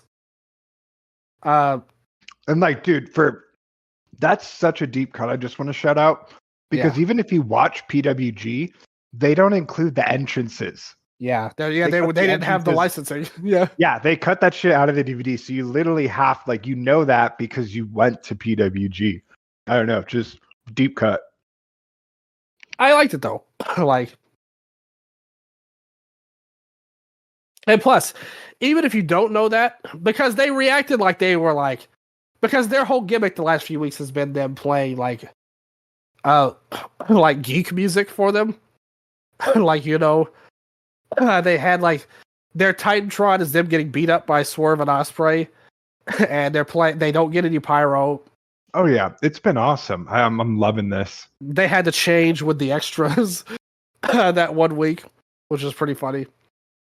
I do think that's a little over the top at this point. I liked it for the first couple of weeks, but it's kind of like a one-note angle. You know, like I think they've reached the pinnacle of this with Hanson. Because they acted like, what the fuck? Like they were like, no, this is what they did. Maybe Tony Khan listened to our episode, Nello, when I told the story of when they ribbed my entrance and played Careless Whisper as my theme. Instead of my normal leaving song theme. So they did that with Hanson, and they reacted like, no, like, because like even if you don't know that, you just think of this as this like really nerdy, lame song from the 90s, pretty much. Like, so it worked on every level as a deep cut and just for even if you didn't know. So before we get into the match, what did you think of the setup to this? Ospreay, Tanahashi, Darby, Omega, and Ibushi forming the babyface team. And the Death Riders teaming up with the Young Bucks. What did you think of the makeup of this seemingly random pairing going into the match? Nuts. You know, Death Riders and Young Bucks make sense just because they've been linked for a little bit now. Yeah. But like the babyface team is really like, you know, Ibushi doesn't have the New Japan affiliation anymore, but it really did feel like a New Japan All Elite Wrestling super team. Yeah. It was interesting considering the heat that Ibushi and New Japan had that him and Tanahashi are teaming. There was a couple of years where that wouldn't have happened. But Tanahashi, and he's the guy, I think it's very possible. I mean, this is more of a segment for the Lariat. But I think it's very possible we see Ibushi in New Japan again for this retirement road for Tanahashi. I thought it was interesting Yuta wasn't in the team for the Death Riders. Instead of Gabe Kidd. Because I thought you had more just storyline cred with that, but nevertheless. The Bucks start off. They bring a bag out to the ring, and they pull out gummy bears. Here. So, what did you make of this gummy bear spot? This got a lot of talk online. I mean, okay, so did you see the pre-show clip? Yeah, I saw that on Twitter, where they basically asked the production team, like, hey, put the most dangerous stuff you could find under the ring. Glass, yeah. So, like, that made sense to me. It was fun. Like, I liked it. I know that a lot of people thought it was dumb, and it was dumb in certain ways. Like, in the context of the match of this blood feud. But if you really think about it, what you just said, this babyface team makes no fucking sense. Like, ultimately, it's just awesome. Like, it's a totally fan service kind of match. So I think you have room for a goofy spot like this, even though ideally this should be a blood feud moment in there. So I thought it was fun. It reminded me of like when Springs dropped the sprinkles out of the ring, and that was one of my first comedy indie moments I saw. So Mox and Darby get handcuffed together, and they try to fight at each other. Ospreay tries to fire up against Claudio. Then Kenny and Tanahashi team up at one point. And he shoves the gummy bears into Matt's mouth, and Ibushi hits the kick. That was where it got a little too far. Like, to be honest, I like the idea of them putting the production team fucking over the Bucks. I don't like that he faces played around with it. Again, you're supposed to hate these guys who have, nearly tried to end your life with the diverticulitis injury. So I like the opening spot. I didn't like the baby faces playing into it. But anyway,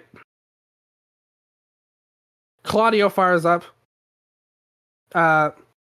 They try to do some spots going in there. I saw they did a spot where they hit Ospreay with a ladder, and it clearly missed him, and he bumped it. He took this crazy bump anyway into the cage, which was funny, to be honest. Everybody's bleeding at this point. Like all the baby faces are busted open except like Tanahashi, I think, and Ibushi and Omega.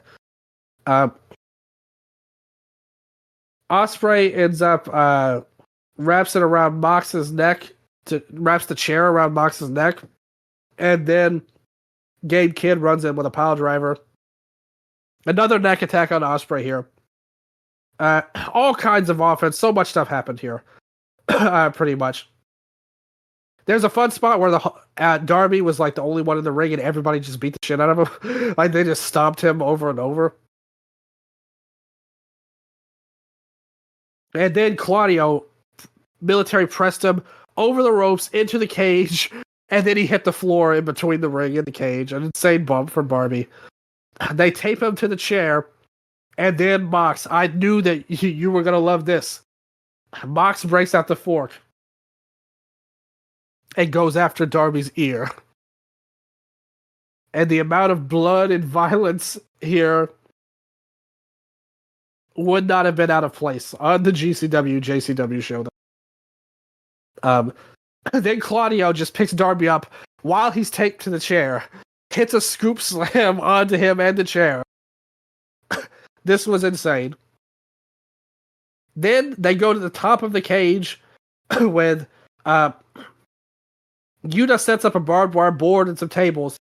They go out. Darby tries to save himself from the cage. And Tanahashi's up there. They tease Tanahashi going into the barbed wire, which is hilarious. There was no chance that was going to happen. But Kid comes up. Tanahashi gets it and hits the sling blade on Kid. And then Ospreay, like Mox locks in the bulldog choke on Ospreay. Ospreay leaps into the barbed wire board for both of them, taking them both out. Tanahashi climbs the ladder, and then suddenly Ibushi and Ospreay are like, "No, don't do it, Tana. Like you don't have to do this." And then Ospreay's like, "Let me do it." He hits a moonsault off the top of the cage, takes everybody out. Darby comes in with the Scorpion Death Drop, which was great. Ospreay takes out Kid with the Styles Clash. Kid takes the double team V-Trigger and Hidden Blade, and that led to a near fall. Darby hits the Coffin Drop at one point, and just so much going on here. Everybody's hitting big moves. It's like an action movie, pretty much. They go outside the cage. Darby's got a kendo stick and is running or chasing Moxley around, going in there. He climbs to the top of the cage to hit the Coffin Drop, but suddenly Marina, and I think Yuta was there too, but they pull Moxley off, and then Kid gets up there behind Darby, low blows him, they fight, then Darby takes him with him, and both guys go through the stack of tables and the barbed wire move at the end of the day. They come in, everybody hits their moves. Matt Jackson takes the Hidden Blade into the One-Winged Angel, and then Tanahashi finishes it with the High Fly Flow. I mean, the match was pretty much nuts. It's got a 9.21 rating on Cage Match. What did you think of this lights out steel cage match? It was awesome. I thought it was a step below Anarchy in the Arena. I mean, I was there live for that, so big reason, but because there wasn't much difference between even like the team makeup for these matches as well. You still had an Omega, you still had Death Riders, the big difference here was like Swerve or Ospreay instead of Swerve. But I don't know. I thought the match was great. It did feel a little bit long to me. I thought like the powerbomb spot with Darby in the chair was absolutely insane. What was really funny is, so while this match is going on, Mox is working over Darby's ear with the fork, and then I put on GCW, and everyone on Squared Circle Reddit was like, this isn't for me. This isn't wrestling. This is just gore. This is fucking disgusting. I'm like, shut up. And then I put on GCW, and one of the first things I see is Masashi Takeda with the giant pair of scissors, and he's sticking them through Lil Sicko's ear. And I was like, this is worse. And this is really sick too. Like both of those things were badass. But I was like, this thing's literally fucking worse, dude. This is hilarious that they're doing both these spots like right now. It was like Nick Gage cutting a dominoes. It couldn't have been timed perfectly. More perfectly. But this match overall, I'd go like 7.58. It like with Anarchy in the Arena, you have the benefit of like you never have to stop moving. You were confined in this sense in this match, and like there was a lot of awkwardness in my opinion where it's like people just disappearing for such long stretches to where it did feel very laid out versus kind of like an organic brawl for all free fight, type thing.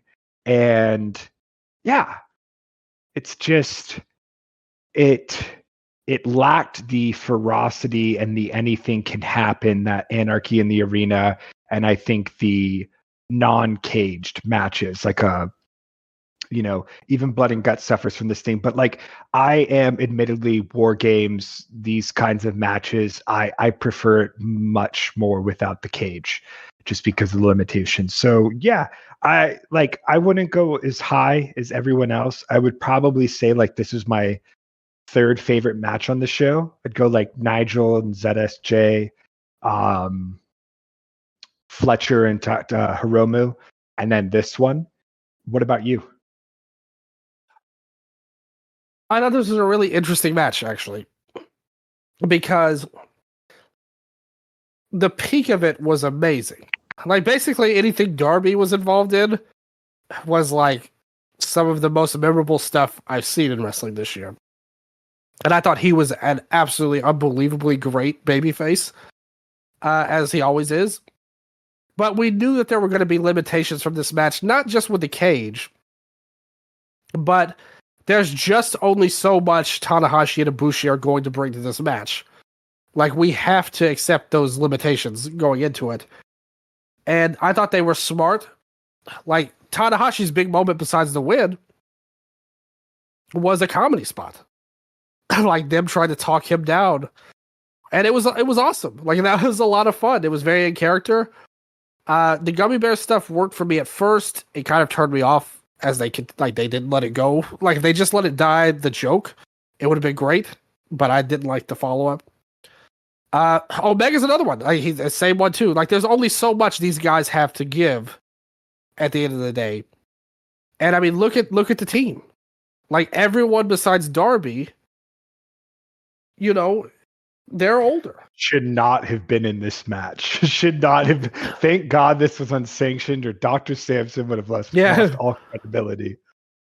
I think if this had been like a 3-on-3 match, like Darby, Ospreay, and Omega versus Moxley, Claudio, or just Moxley and the Young Bucks, like, fuck it. Like, that's fine. I think this would have worked better, personally. I don't know if that's controversial or not. And I mean, it was cool. The problem is, though, they'll trade that. I'm sure, actually, even Tony Khan would agree with that. But you take the trade-off to get Tanahashi in the main event, like in probably his last AEW match. Unless they have him doing some kind of angle on Dynamite, to follow up. So they made those repercussions and took them on just for the star power. Random question for you. Yeah, what's up? They announce this Wednesday Bryan Danielson's 60-minute Iron Man match, but it's against Hiroshi Tanahashi. Are you excited? Oh, yes. I have been the number one Tanahashi defender. Okay. And I have been strengthened in that belief by watching Kenta versus Marufuji. And just how great Tanahashi versus Takeshita was one of the best New Japan matches this year, in my opinion. Like that, and a lot of that is obviously Takeshita. But Tanahashi and Taichi was a great match in the G1. Tanahashi Uemura was really good. Tanahashi Tsuji. Don't sleep on old man Tanahashi. I don't know if I'd have him going 60 minutes. That's a step too far, probably. But if it's Brian, man, I trust you to have a 4.5-star match against Brian. so, like, sign me up. I don't give a fuck who Brian wrestles. And Tanahashi has a lot of, sentimental value. So, yes, do that. Much like you did the spot where you switched the Young Bucks theme, I need AEW to steal another idea and have Brian versus Tanahashi one more go round. But yeah, so overall, I think the match would have been better if it was just kept to the main three. But it was still really good. There were some sick spots, and the peak of this match was absolutely amazing. And Tanahashi getting wins a feel-good moment. And so I'm into that. The ending was beautiful. And again, like, when we look at how two companies approach history and legacy differently, and again, we see the investment that Tony has into not just his own company, but pro wrestling as a whole. Like, this was just a beautiful sign of respect to let Tanahashi get the pin there. Absolutely agree. Big ups to Tony Khan and AEW for letting Tanahashi get the winning pin on one of your biggest shows of the year. Very cool stuff there. That said, I give this an 8 out of 10 would be my rating for it. Like, I'm probably like a point ahead of you, like 8 to 8.5, and you said 7 to 7.5. I liked it a little better, but I get the cut of your jib. Pretty much as well. And I'm a little lower on it than the inmate. That said, we still have one more thing to talk about on the show, and that is the post-match angle of the main event. So now we get the feel-good ending. Tanahashi gets the pin, and everything's great. Afterwards, the faces stand for a big round of applause. Ospreay gets his big moment in the ring. And they all leave him alone to get the win in his hometown, which clearly sets up the Death Riders to destroy him. So everybody leaves. Claudio locks the babyfaces out of the cage. Ospreay's all by himself. So they come in. They end up Pillmanizing Ospreay's neck with Claudio with the double stomp, his big move. The Ops runs down. Mox hits the curb stomp on the chair. The cage finally raises, and then the Death Riders run off. And then everybody surrounds Ospreay. Ospreay does a stretcher job, and that ends the show. So what did you think of this being the ending? Because we just had the feel-good ending to the match, but the tragic ending to the show as a whole with Ospreay. How well did you think this was done? I didn't see this. I turned it off before this. So this is who came out and hurt him? The Death Riders. So, but basically they locked all the baby faces out of the ring, and they all stomped his head in the chair. Like they did the spot they did on All In, where Claudio put his neck in the chair, did the double stomp on it, and then Mox also did the stomp on it again. And they basically just repeated. They did a super version of what they did at All In. And that's how the show ended, with him going out on a stretcher. Jeez, okay. I mean, there's a great video, look it up on Twitter, where Ibushi, in true Ibushi fashion, he charges at the cage full speed and throws his body in the cage to try to break through it, but he bounces off of it and hits his head on the ground. It was hilarious. I'll see if I can find it and send it to you. Please send me. Like, I don't care about seeing Ospreay getting written off. I want to see Ibushi run into this fucking cage. I feel like that's so unnecessary because everyone knows that Ospreay needs neck surgery. Yes. And like he's gonna be gone. So there's really no reason to write him off. Like, it's heat for the sake of like, oh, this is what you do, but it wasn't necessary because everyone already knew what was happening after this match. Like, it wasn't a question of his ability to continue after this match. It was, this is his last match for the foreseeable future. So that's just extra. That just feels like, let the fucking guy have his moment in front of London. Yeah, unnecessary heat. All right. I have tracked down the video clip of this, and I would like your live on-air reaction that I just sent to you. Here, I've texted you the link to this.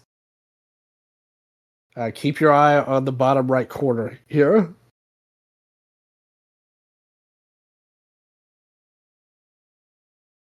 So what do you think?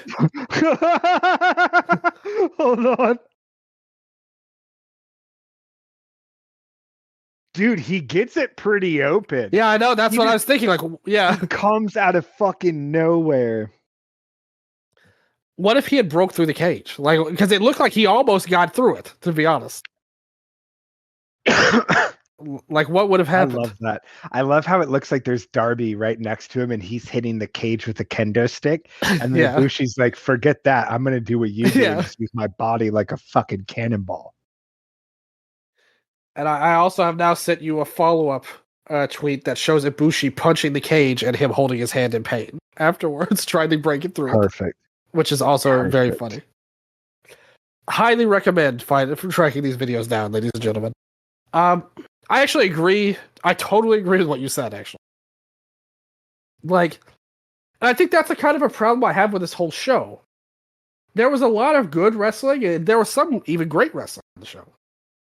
But a lot of these matches, to me, were incredibly predictable, I thought. Like, was there even any doubt about, other than the tag titles, which they went so far off the rails with to get where they got? Sorry, I just finished. Yeah, so the clip of him punching the fucking cage as hard as possible. Brilliant.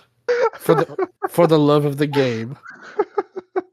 I love this bone-headed fucking dummy. I love Ibushi as well. I was so weirded out because remember he had that year or two where fans kind of turned on him, like the online fans, because he like criticized New Japan and stuff. Mm-hmm. And he had that horrific Marufuji match a couple of years ago. But yeah, I guess no one watched Maya Yuki's birthday show or whatever the fuck it was earlier this year, because that was a fun return that he had on that show. Well, first of all, I love Maya Yuki more than pretty much any person in the world. And I will always watch her shows and anything that she does. So yes, I did see that. And yes, Ibushi is very fun. I like Ibushi. I've always liked Ibushi. Much like old man Tanahashi. Like, hey, Ibushi and Okada. That was a pretty good match. Like, that was better than I expected. Yep. Yeah, you had the pile driver off the top, and it was awesome. Like, so good stuff for Ibushi. But yeah, so I agree with what you said about Ospreay. All of these matches were very predictable, and I think they kind of hurt my excitement for the show. This one, we knew that, like you said, everybody knew that he was getting the surgery. They basically said as much with the video. And here's my problem with this. Where is this Death Riders thing going, ultimately?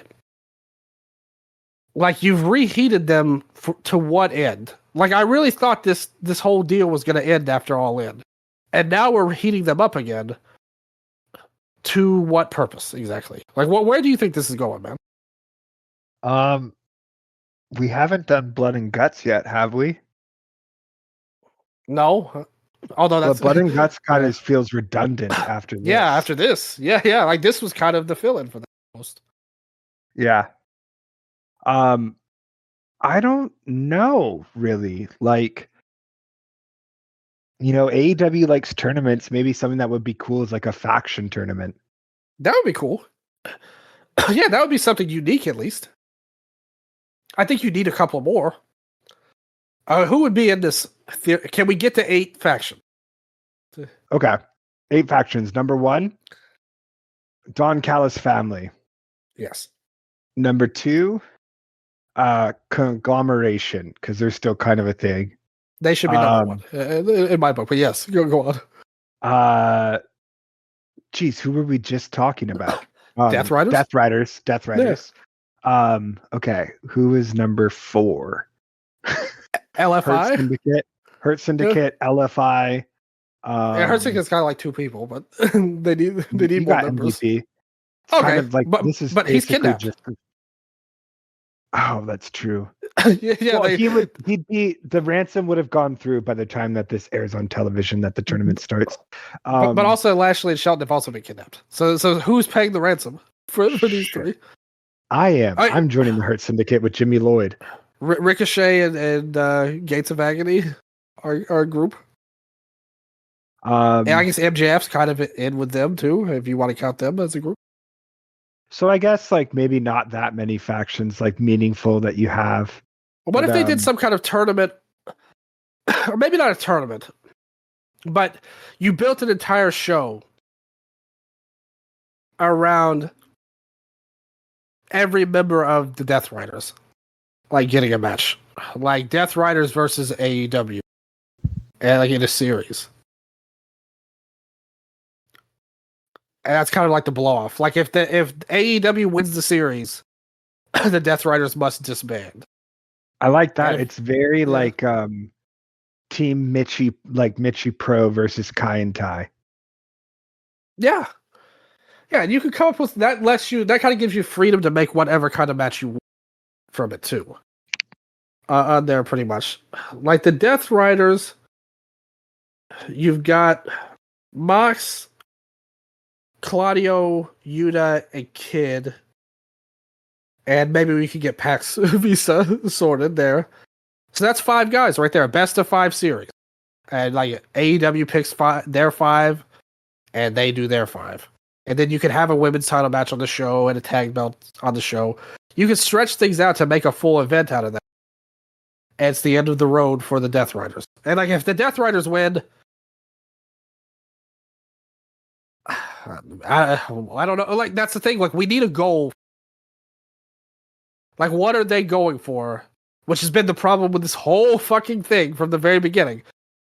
Like, I guess maybe you could just give him a title shot. Like, that's an interesting way to kind of bring back Mox and Hangman if you want to go to that. But I think it would be better if it was Mox than like one of these guys, like Omega or whatever. But that's just an idea. Well, I guess the end would be Mox versus Darby. Like, isn't that what this has also been built towards for a year or whatever as well? We've never got that. Darby's never got his personal comeuppance for the Death Riders.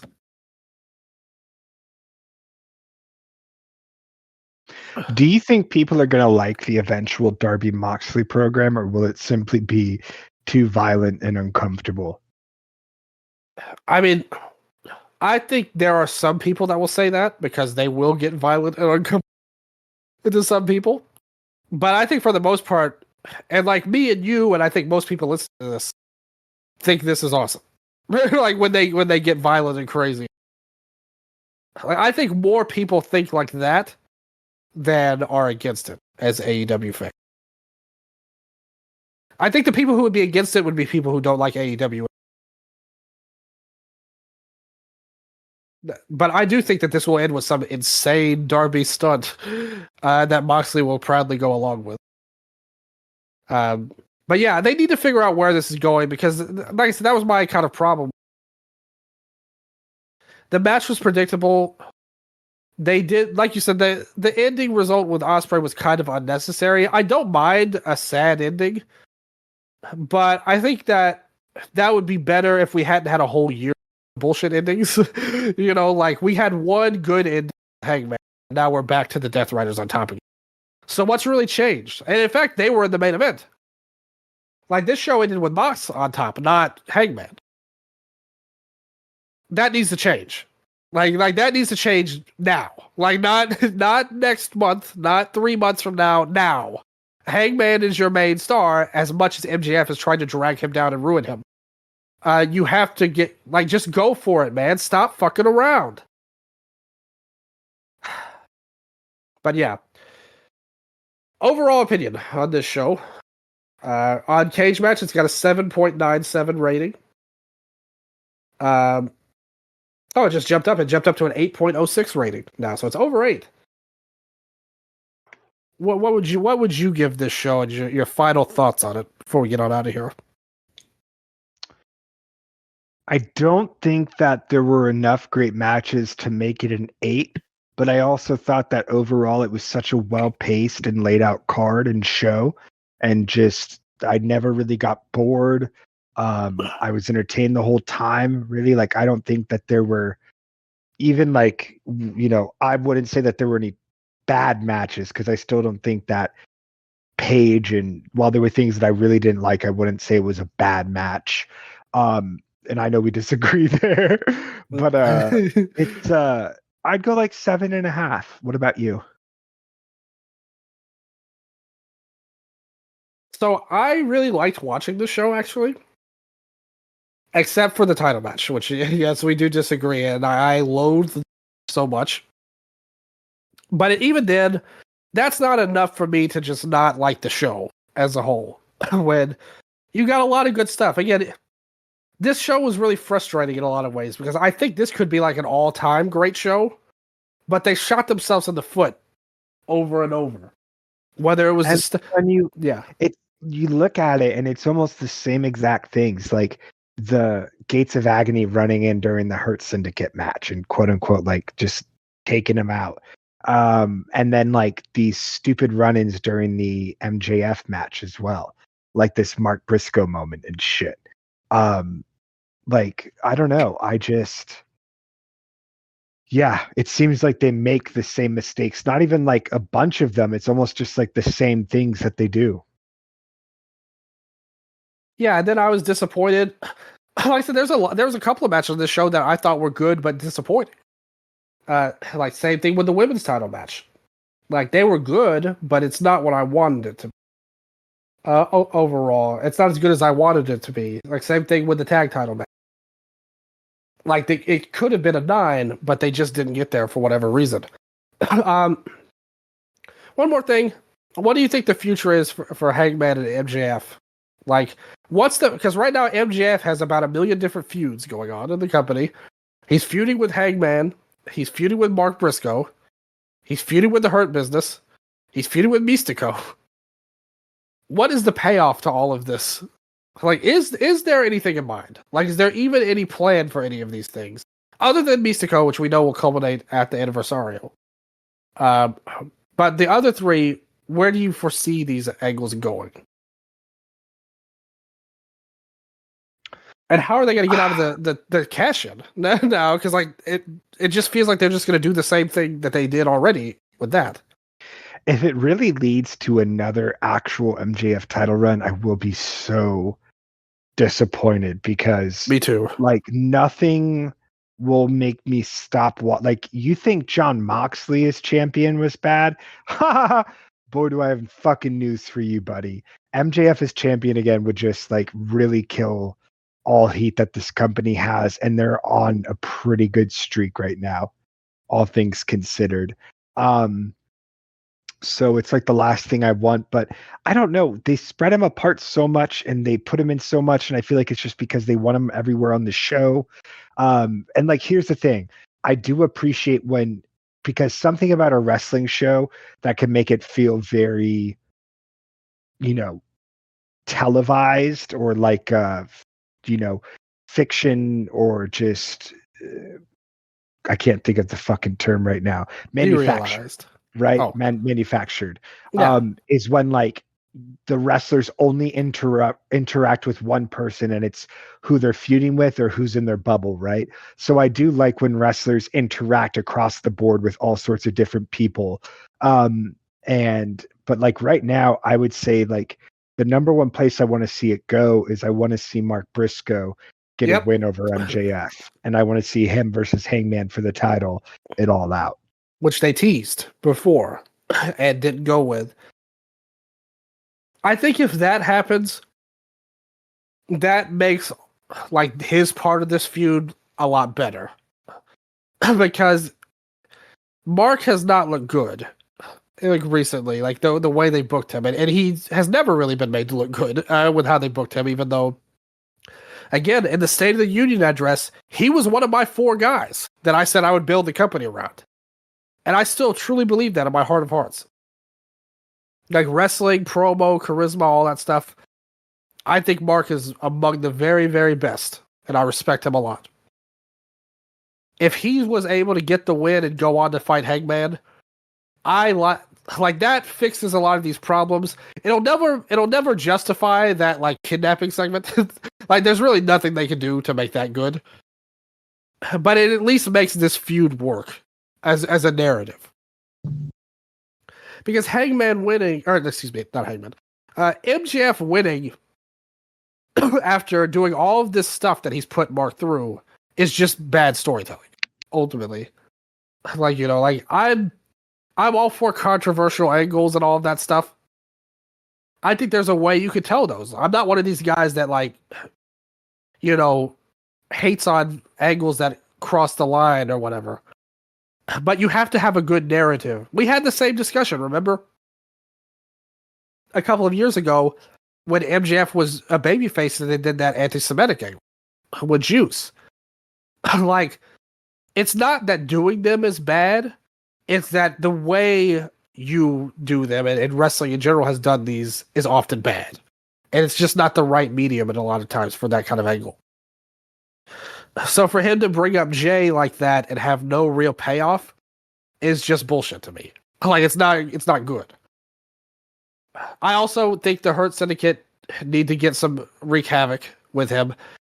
And maybe that's the ultimate plan for all of this. My fear is that their idea is that MJF gets another title shot against Hangman.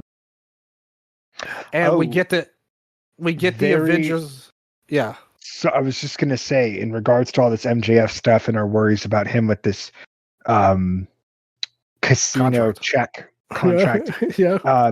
In response to MJF's antics vis-a-vis the casino gauntlet contract, Tony Khan has made it official that all contract executions going forward must be enacted with at least 1 week's notice to prevent any cash-in type scenarios. And I mean that's fine, but I mean this one wasn't really a cash in. They built up to it. At least that is one less cheap way for him to get the belt. And I personally don't think he'll beat Hangman. Like I don't think he'll get the belt. If he did, I'm with you. It'd be very disappointing. But what I'm thinking is he cashes in the thing, probably for All Out. But they may drag it out a few more months for him to always be in the background. And their idea is another, like, all-in moment where you have Mark, Mystico, the Hurt Syndicate, and maybe some other people that he's wronged all come through and help Hangman win the belt. Or like, retain the belt, even. Which, to me, is not a satisfying enough win for the other babyface. Like, they need to get their own piece of MJF. And if they do that, I think I'll be okay with how they've used him. But it's hard for me to trust them when a lot of their booking, especially around MJF in particular, doesn't really go in a smart narrative way, unfortunately. So we'll see how it plays out. Overall, the show, there's no doubt it was good, but there were a lot of flaws to get there too. It's hard for me to go past this. I can't go any lower than a 6.5 or a 7. But I can't really go higher either. Like, I have complaints and praises, like, in pretty equal measure. But overall, the good did outweigh the bad. And this was a fun show to watch overall. Like, even except for the title match, I hated it. But a lot of people clearly liked it. But regardless, I'm glad we watched it. I can't wait to get back talking about GCW Homecoming coming up next, Nello. 2 nights of it. I'm going to fire that bad boy up night 2. As soon as we're done with this, man, I think. But as always, before we get on out of here, if you got something to say to the people, now is your time, Nello. Man, congratulations to Bear Bronson. We'll talk about it. Yeah, we're gonna talk about that. Yeah, this guy, left AEW under really unfortunate circumstances where his long team tag team partner was fired for rightful reasons. And that pretty much just left him in the most unfortunate fucking position. So, he his contract was not renewed with the company. He left, and he's really found second life as a deathmatch wrestler. So if you like hearing us talk about stuff, come back for the GCW Homecoming show and hear us chat about Bear Bronson. And ICP, they made their return too as well. We'll talk about them as well. At least one member, anyway. Big Al. Yeah, that would be funny if it was her. Like, it would be great. But regardless, yeah, like Big Al was great on JCW. To be honest, unfortunately, the match was only 3 fucking minutes, but nevertheless, we talked about that on the other show. Yeah, so that's gonna be a lot of fun. Like I said, I can't wait to watch night 2. Can't wait to get into it. As always, we welcome all of your thoughts on the show, us, whatever you want to talk about. We're always here for it. We've got some cool stuff coming up in the future as well. Keep your eyes open, your ears open, your heart open. We need you. And as always, you know I love you. And until next time, this has been your Wrestle Update.